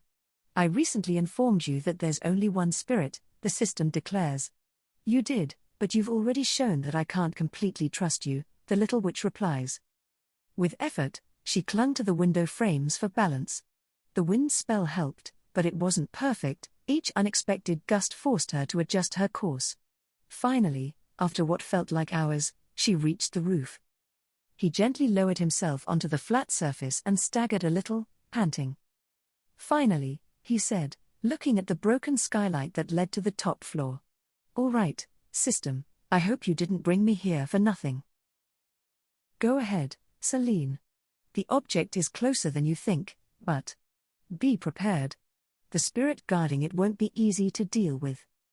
Celine rolled her eyes. "Of course, because my life isn't complicated enough." Carefully, she approached the skylight, peering inside. The gloom of the floor beneath her feet barely revealed a room filled with shadows and old, dusty furniture. Swallowing hard, she slowly stepped down, ready to face whatever awaited her inside. The young witch levitated a bit of the purified water and enveloped it with a small gust of wind to form a sphere. With slow, steady steps, she made her way through the dark corridors until she spotted the mirror she sought in a broken flower pot. Before she could get any closer, a dark, humanoid figure the size of a child appeared. "Oh, hello, would you like to chat?" the little witch stammered, startling her. The spirit simply jumped on her, and she threw the purified water at it, causing it great pain. The darkness within her fell like dark mud, revealing a completely white and transparent girl who thanked her and ascended. Celine went to pick up the mirror, which didn't seem like much, and asked the system how it worked. It replied that it didn't know, and sarcastically, Celine said, "So it's useless without the keyword." Celine stared at the mirror as she held it in her hands. Its opaque surface barely reflected her silhouette. She was breathing heavily, still recovering from the fright of the spirit she had faced moments before. "Now what?" he asked, almost breathless, as he carefully inspected the object. "Is it a magic mirror or just a dusty ornament?" "It's not useless, but its activation depends on a keyword I don't know," the system replied in a neutral tone, as if it were the most normal thing in the world. Celine sighed in frustration. "Fantastic. So I risked my life in this creepy hole, fought a spirit, and all for a broken mirror. You're unbelievable, system." As she muttered her complaint, she turned the mirror to examine it more closely. She noticed some letters engraved on the frame that looked familiar. She sat down on the cold floor and touched the inscriptions. "This looks similar to the font in Merlin's diary. Oitacidalum, Ruicidid, Zalafcintum Culps. But I'm not sure if it's related. System, could you translate them again?" The letters are reversed and what is written is in Latin, Oitacidalum, Ruicidid, Zalafcintum Culps. Put in normal order it would read Speculum mentis fallax, Desiderium maledictio, translated as a deceptive mirror of the mind. A wish is a curse, and reversed, a curse is a wish, a deceptive mirror of the mind. Perhaps the mirror is a trap that uses manipulative messages or visions. The best thing would be not to use it and put it in an isolated place, the system dictates. Celine grunted as she dusted her clothes. "Now what? All this mess was for nothing. I thought maybe I'd just wander around saying random words. Open sesame. Mirror, mirror on the wall? To see something of the past or future, but it's like a loaded gun, ready to fire at any moment." Suddenly, she thought, what if I use purified water? Maybe I'll break the curse or something. Holding the mirror, he concentrated and used a small amount of water, creating a mist on the surface of the glass. Instead of his reflection, fragmented images began to appear, as if the mirror were trying to awaken. "Something's happening," she said excitedly, though still wary. "System, is this normal or did I break it?" "Go on, Celine. You may be close to activating it." Cautiously, he whispered words he remembered from Merlin's diary. "To him who sees beyond, knowledge will be granted," as if it were a prayer asking for some intervention. The mist dissipated, and the mirror glowed dimly before revealing a view of an ancient forest, illuminated by a golden light. The vision was clear, yet unsettling. "It looks like a place. A forest?" he asked, trying to decipher what he saw. "Is this a clue or a message?" "It could be both," the system replied. "This forest might be related to the mirror's purpose. Perhaps you'll find what you need there to unlock its full potential." Celine stood up, holding the mirror firmly. "Great, another enigma. But at least this isn't completely useless anymore. Come on, system, tell me you know something more about this mysterious place." Celine recognizes some parts of the vision, such as the forbidden forest at Hogwarts, and thoughts of werewolves, acromagulas, and who knows what else come to mind. "I'd better put the mirror away," and Celine doesn't know whether to go down the stairs hidden by darkness normally or by levitating. Then it occurs to her to use her fire magic to conjure torch-like flames to illuminate the way. She brings out more water and moves it around her with the wind. If there was something dark trying to attack her, it would regret it. Celine cautiously made her way through the building's dark corridors, her heart pounding as she kept her spells active. Floating flames illuminated the area, casting dancing shadows on the walls, while spheres of purified water swirled around her, creating a protective shield. "System, were you sure there was no more danger here?" she asked sarcastically, as she felt the presence of something lurking in the darkness. "There has likely been a reactivation of dark energy in this area due to your interaction with the mirror," the system replied calmly. "Keep your guard up." Celine scoffed. "Of course, because facing evil spirits once isn't enough. Now I have a whole party of darkness following me." As he advanced, the shadows began to move more erratically, and dark figures materialized around him. They were deformed humanoids, with red eyes glowing in the gloom. Each time one tried to approach, the purified water sputtered upon contact, and the creatures retreated with guttural growls. Celine raised her voice. "They won't make it easy for me, will they?" One of the creatures lunged at her, but but before it could reach her, Celine threw a small stream of water directly into its face, instantly purifying it. The figure vanished in a puff of black smoke, leaving behind only an echo of its scream. With each step, Celine grew more confident. She used the floating flames to illuminate wider areas, keeping the creatures at bay, while her control over water kept them in check. When she finally reached the front door, she flung it open and stepped out into the fresh night air. "Get out of here!" he shouted at the building, as he turned to look at its sinister facade one last time. The creatures, now confined inside the building, swarmed near the entrance, but did not dare cross the threshold. Celine dropped the sphere of water, which dispersed on the floor, and deactivated the floating flames, which flickered out. "That was more intense than I expected. System, can you make sure you don't send me to shadow-infested places next time? I'll take your comment as a reminder for future missions." Celine sighed and carefully placed the mirror in her bag. "I hope this object is truly worth it after all this."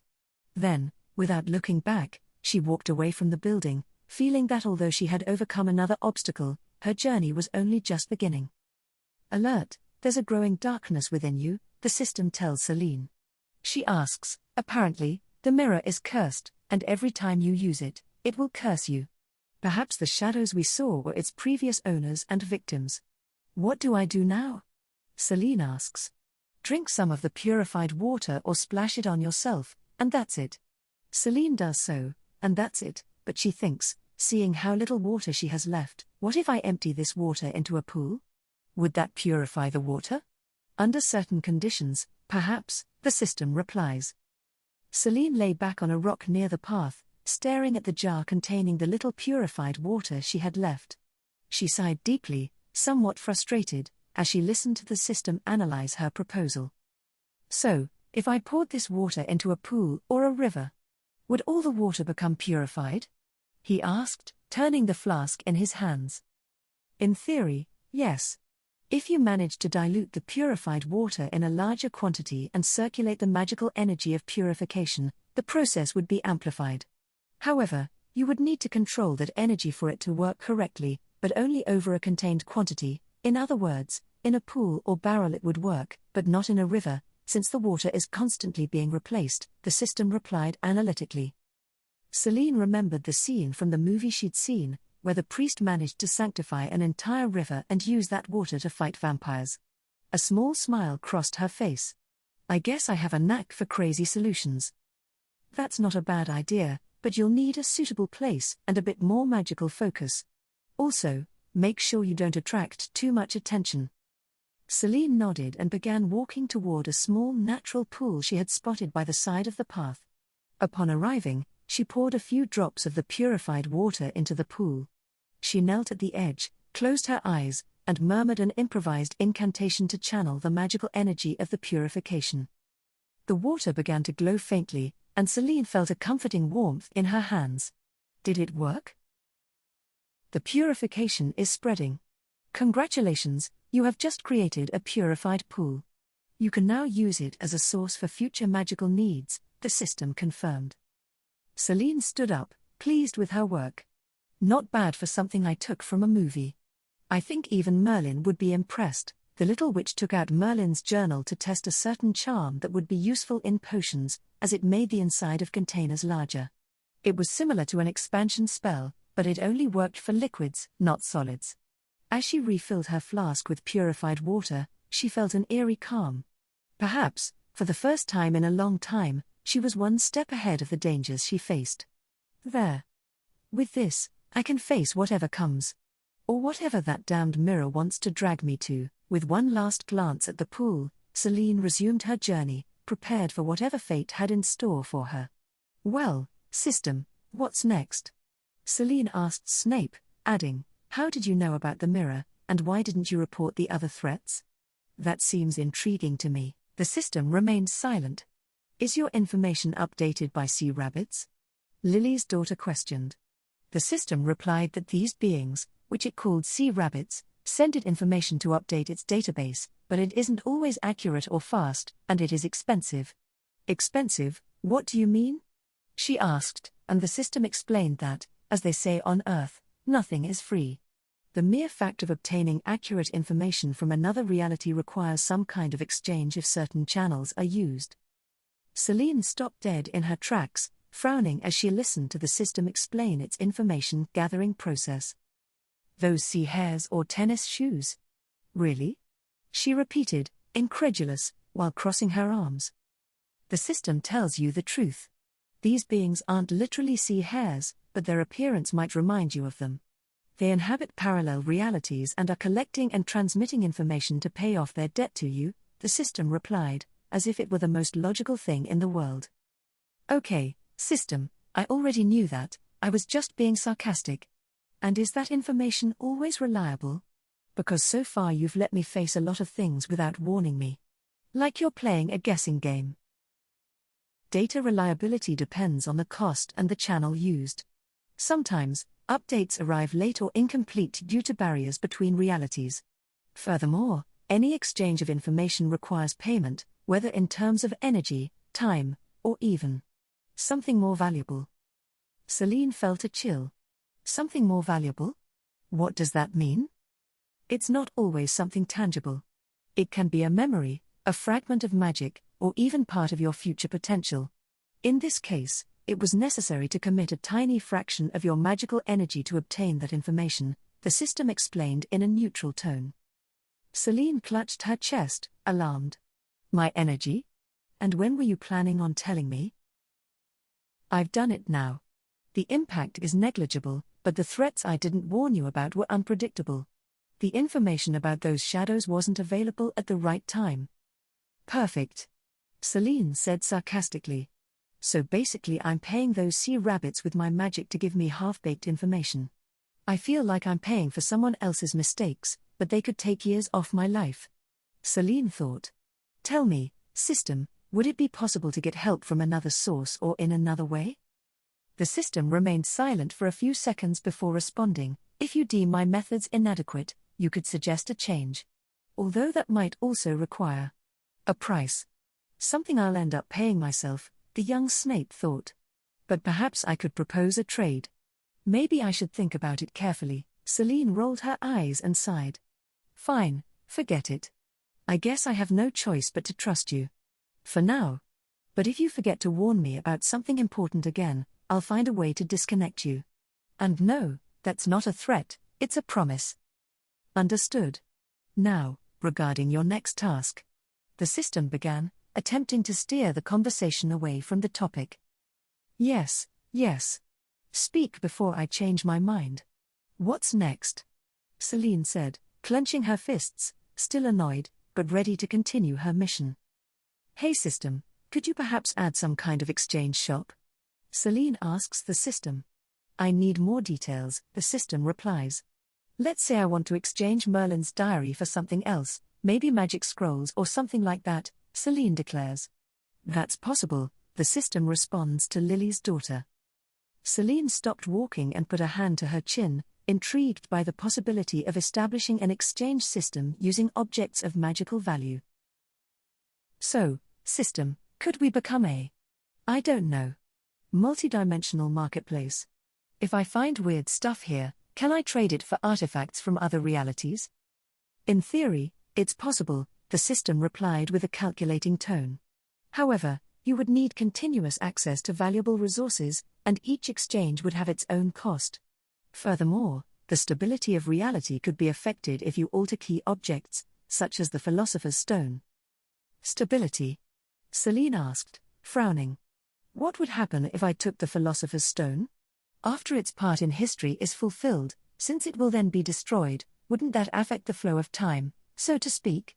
Or couldn't I simply analyze it and return it before anyone notices? That's a calculated risk. The Philosopher's Stone in this reality is unique and fundamental to the plot.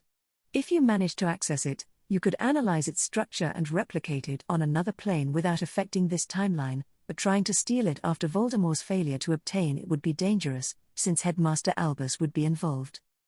Celine considered the possibilities. What about Merlin's diary? Is it valuable enough to be traded? The journal has historical and magical value, but its rarity depends on the reality where you wish to trade it. It could be used to obtain magical scrolls, advanced alchemical ingredients, or even mid-level artifacts. However, I would recommend keeping it for now. It might contain spells that would be more useful to you in this reality. Celine sighed. So, if I get the Philosopher's Stone, what can you offer me? The system paused. Depending on the analysis, it could grant you access to a similar level artifact in an alternate reality. For example, a fragment of a universal energy crystal, a high-level magical catalyst, or even a power source that amplifies your abilities. That sounds tempting, Celine said with a mischievous grin. So I need a plan to get near the stone without Dumbledore or Fluffy turning me to ash or shredding me to bits. That's your challenge, the system replied coldly. I can help you calculate safe routes or suggest strategies, but it will all depend on your ingenuity. And don't forget that any mistake could attract the attention of higher powers. Perfect, as always, all the weight on my shoulders, Celine said sarcastically. However, he was already hatching a plan in his mind. First things first, I need to locate the Philosopher's Stone. Tell me, system, where is it now? In the Gringotts vault. But not for long. Based on current events, she will soon be transferred to Hogwarts. Celine smiled. Good. Then my next destination is clear. This is going to get interesting. System, could you teach me a spell that puts a giant to sleep, or something similar? Celine asks, and he explains further. I think the best way to obtain the Philosopher's Stone would be to put the 3 individuals who will be near it to sleep.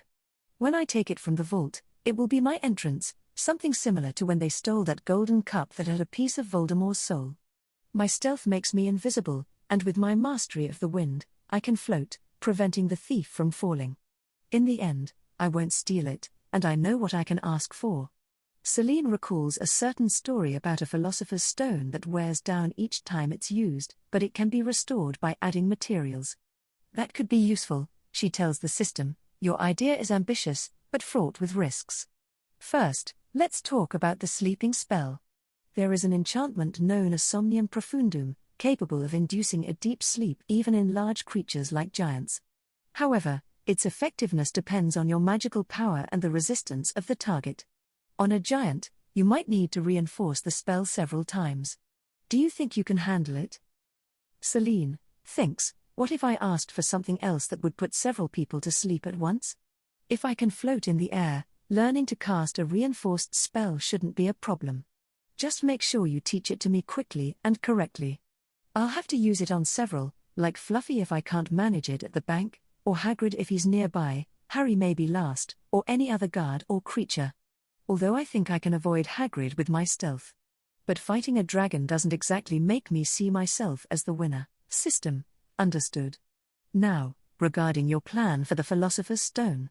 Trading this version for another, such as the one from the State Alchemist Saga, is feasible, but that stone has limitations.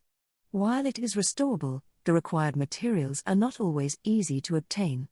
Furthermore, you will need to test its functionality on this plane before trading it. Celine, perfect. It's like a long-term investment. Although I don't plan to keep the original stone, I need to understand how to replicate it or use it correctly. If everything fails, I'll return it without anyone noticing. System, be aware that removing the stone from its original context could attract certain magical forces or trigger automatic protections. You'll need a foolproof escape plan. Celine, I'm already thinking about it. My stealth combined with the wind spell should be enough to move quickly and undetected. If something goes wrong, I'll improvise with fire or water. How about a quick practice with Somnium Profundum before my mission? I need to perfect the spell. System, clear. Visualize your target, channel your energy into a rhythmic pattern, and speak the words with clear intention. It's a direct effect spell, so if you miss, you could alert your target. Practice on smaller creatures first to understand the mechanics. Celine, understood. Now, how do I approach the vault without alerting the goblins? Do you think stealth will be enough? System, your stealth will reduce their perception, but goblins have magic of their own. Use a two-pronged approach, remain invisible and avoid any direct contact with magical objects until you are in front of the vault. Study their movements before acting. Celine smiled. This will be like stealing candy from a child. Only the child is a magical bank full of goblins with keen instincts. Easy. Celine suddenly asks the system if she could exchange some of the purified water for something that would make her sleep, not a potion, since giving it to her to drink would be difficult. System, exchanging some of the purified water for a sleep-inducing gas is feasible. However, as you mentioned, the gas doesn't discriminate between allies and enemies, so you'd be in danger if you don't take precautions. A gas mask would be an effective solution, provided it's properly fitted to prevent leaks. Do you want to proceed with the exchange? Celine, If it affects me too, it could end up being a trap for me. But if I use it carefully and in an open space, like Fluffy or Hagrid, it might work. What do I need for this exchange? How much purified water would be enough? System, the equivalent of 1 liter of purified water should be enough to generate sufficient gas to incapacitate a moderately sized area. This gas will last for approximately 5 minutes before completely dissipating. Are you sure you want to make this exchange now? Celine, yes, but I'll need that gas mask for myself too. Can I get a high-quality one as part of the deal? System, that will require an additional cost. Perhaps £0.50 from your current reserve or an item you consider dispensable. Celine, perfect. Let's take £0.50.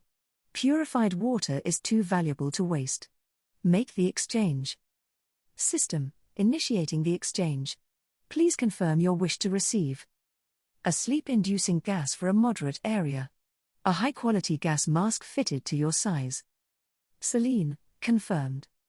In an instant, a small glass vial containing a white powder appears in front of Celine along with a compact gas mask. System, to use the gas, mix the powder with purified water and shake. The gas will be released instantly, so be sure to put on your mask before activating. Use with care. Celine, perfect. This will make my mission much easier. Now, how do we practice to ensure I don't make a mistake when the time comes? System, I can simulate practice scenarios if you wish. That way you'll be ready for any eventuality. Celine, that sounds perfect. Let's begin. Celine is suddenly surrounded by light and finds herself in a new place she recognizes as Gringotts. She thinks, I don't think this is the real bank. Hey, system, is this like a ninja-type illusion that manipulates the mind and senses, or like a holographic camera that projects solid light images, like in those science fiction series? It's a pocket reality, the system replies, and Celine asks what that is, since she's heard about bubble universes and dimensional pockets, but not pocket realities. The system responds with a pocket reality, a simulation that combines magical and technological elements. It's not exactly an illusion or a hologram, but a small, independent bubble of reality that accurately reproduces specific places or scenarios. Here you can practice without real consequences, but the effects and challenges will be as real as those of your mission. Celine, wow, it's like a hyperrealistic dream, but with rules. Now, tell me, how complicated would it be for you to give me a dimensional warehouse to store my things? System, a dimensional storage system is feasible, but not simple. It requires significant magical and energetic integration. I could offer you one of these options: bottomless bag, a physical object where you can store things without limit. Advantage, easy to use. Disadvantage, if it's lost, you also lose your belongings. Personal space linked to you, direct access to a dimensional space that only you can open. Advantage, much more secure and difficult to steal. Disadvantage, requires magical energy from you to open or close it. Both have a cost. Are you interested? Celine, The bottomless bag sounds more practical to start with. I don't have much magic yet, and I don't want to run out in the middle of a mission. What would I need to get it? System, a portion of purified water or a fragment of Merlin's diary would be enough to create a high-quality bottomless bag.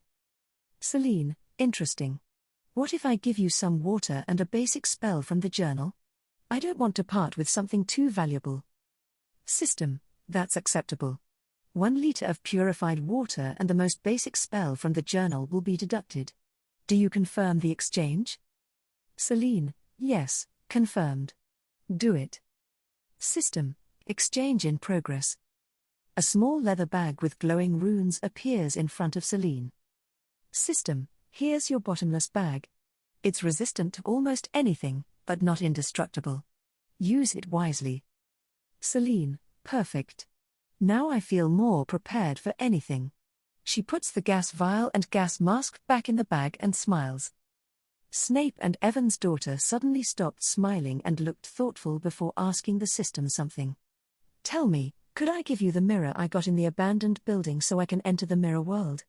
If I remember correctly, it can be used to travel to any part of the real world that has a reflection. It would be useful for escaping or launching a surprise attack. It's possible, the system replied, but the mirror could still be useful to you theoretically. It would be better to wait. Besides, I can give you a similar technique as compensation for the cursed mirror. And what would that be? System, I can offer you an advanced technique called shadow reflection.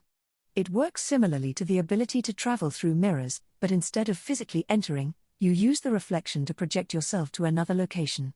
Basically, it's a method for manipulating your presence through reflective surfaces without sacrificing your current mirror. Celine, that sounds intriguing. But explain more, how does it work? System, the shadow reflection allows projection through reflections. You can project an image of yourself onto any nearby reflective surface, confusing or distracting enemies. Limited teleportation, with training, you can physically move between nearby mirrors, provided there are no magical barriers. Remote exploration, using a reflection, you can see and hear what is happening elsewhere without being present. However, this consumes magic and concentration. The cost, it requires a bond with the cursed mirror to enhance the connection to the reflective world. Each prolonged use increases the risk of the curse returning, but you can always purify yourself afterward, using your water. Celine, that sounds both useful and dangerous. So, would the mirror curse allow me to connect more easily with reflections? System, exactly. The curse amplifies your affinity with the realm of reflections, albeit at a price. But, as always, you can decide whether to keep that connection active or purify yourself completely. You can also obtain less intense versions of the technique. Celine, okay, I'll keep the mirror for now. Teach me that shadow reflection technique, but give me the remote scanning part first. It could be useful for monitoring without being physically present. System, learning interface activated. Technique in the process of being transferred. A series of images and sensations invade Celine's mind, showing her how to channel magic into a reflective surface to create a connection. System, the basic technique is ready. Practice it in small mirrors before attempting anything more advanced. Let me know when you want to learn the next levels. Celine, perfect. Let's see how I do with this ability. But be careful, mirror, I don't fully trust you yet. Celine practices everything she can in the pocket space, and when she realizes she smells awful from sweating so much, she stops to ask a question. System, can I summon a bathroom here to wash up and change my clothes? And tell me, does time pass the same way here as outside? I've been here for several hours now, and would it be possible to use this place as a home? The system replies, of course, I can enable a space suitable for your needs. In this pocket, you can have a fully functional bathroom with purified water, as well as an area to change and relax. A small flash occurs, and near Celine appears a door leading to a clean and modern bathroom, equipped with everything necessary. System, regarding time, it flows differently here. It's currently synchronized with the outside world's time, but I can slow it down or speed it up according to your needs, though doing so consumes more magical energy. Using this place as a residence is possible, but keeping it active for extended periods also takes a toll on your magic. Celine, Then I can use it, but not indefinitely. Understood. For now, I'll take a break here. I could use some comfort. Celine enters the bathroom, feeling the warm, purified water running as she relaxes. Meanwhile, she ponders the possibilities of using this pocket as a temporary refuge in dangerous situations. Celine, system, this is useful, but I'll need to find a way to recharge my magic if I plan to use it a lot. Any tips for recovering magic quickly? System, you could seek external magical sources, such as ancient artifacts, natural magical places, or learn to absorb energy from unused magical objects. But be careful, These kinds of practices require skill and control to avoid side effects. Celine: okay, let's prioritize improving my control. I don't want to end up like a burnt-out light bulb. Now that I think about it, places like Diagon Alley, Hogwarts, or the Ministry of Magic must contain a lot of ambient magic to drain it. It would just be a flower sunbathing, and what would happen if I used a Horcrux as a battery, or even a magical creature like a basilisk? Besides that, you could create a timer that warns me not to exceed a certain amount of time, or some kind of energy reader that tells me if I'm at half capacity. System: your ideas are ambitious. Let me analyze them one by one. Ambient magic in magical places. You're right, places like Diagon Alley, Hogwarts, or the Ministry of Magic have a high concentration of ambient magic. Absorbing it isn't impossible, but the magic in these places is tangled with the enchantments that protect or define them. Draining magic directly could trigger protections or alert the wizards maintaining those enchantments. However, you could train yourself to absorb small amounts without disrupting the overall flow. Horcrux as a battery. Theoretically possible, but Horcruxes are imbued with dark magic and soul fragments. Absorbing their energy could have serious side effects, such as contaminating your magic or mind. You would need extremely strong protection to attempt it. Magical creatures as batteries. A basilisk contains a vast amount of magical energy, but using it as a battery is risky.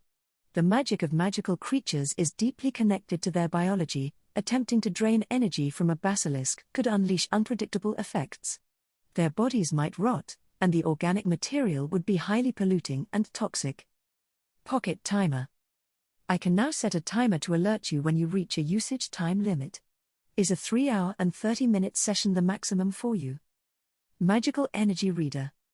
I can integrate it.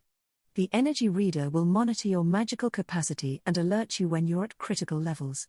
It might also suggest you stop any intense magical activity if you're below 25% of your capacity.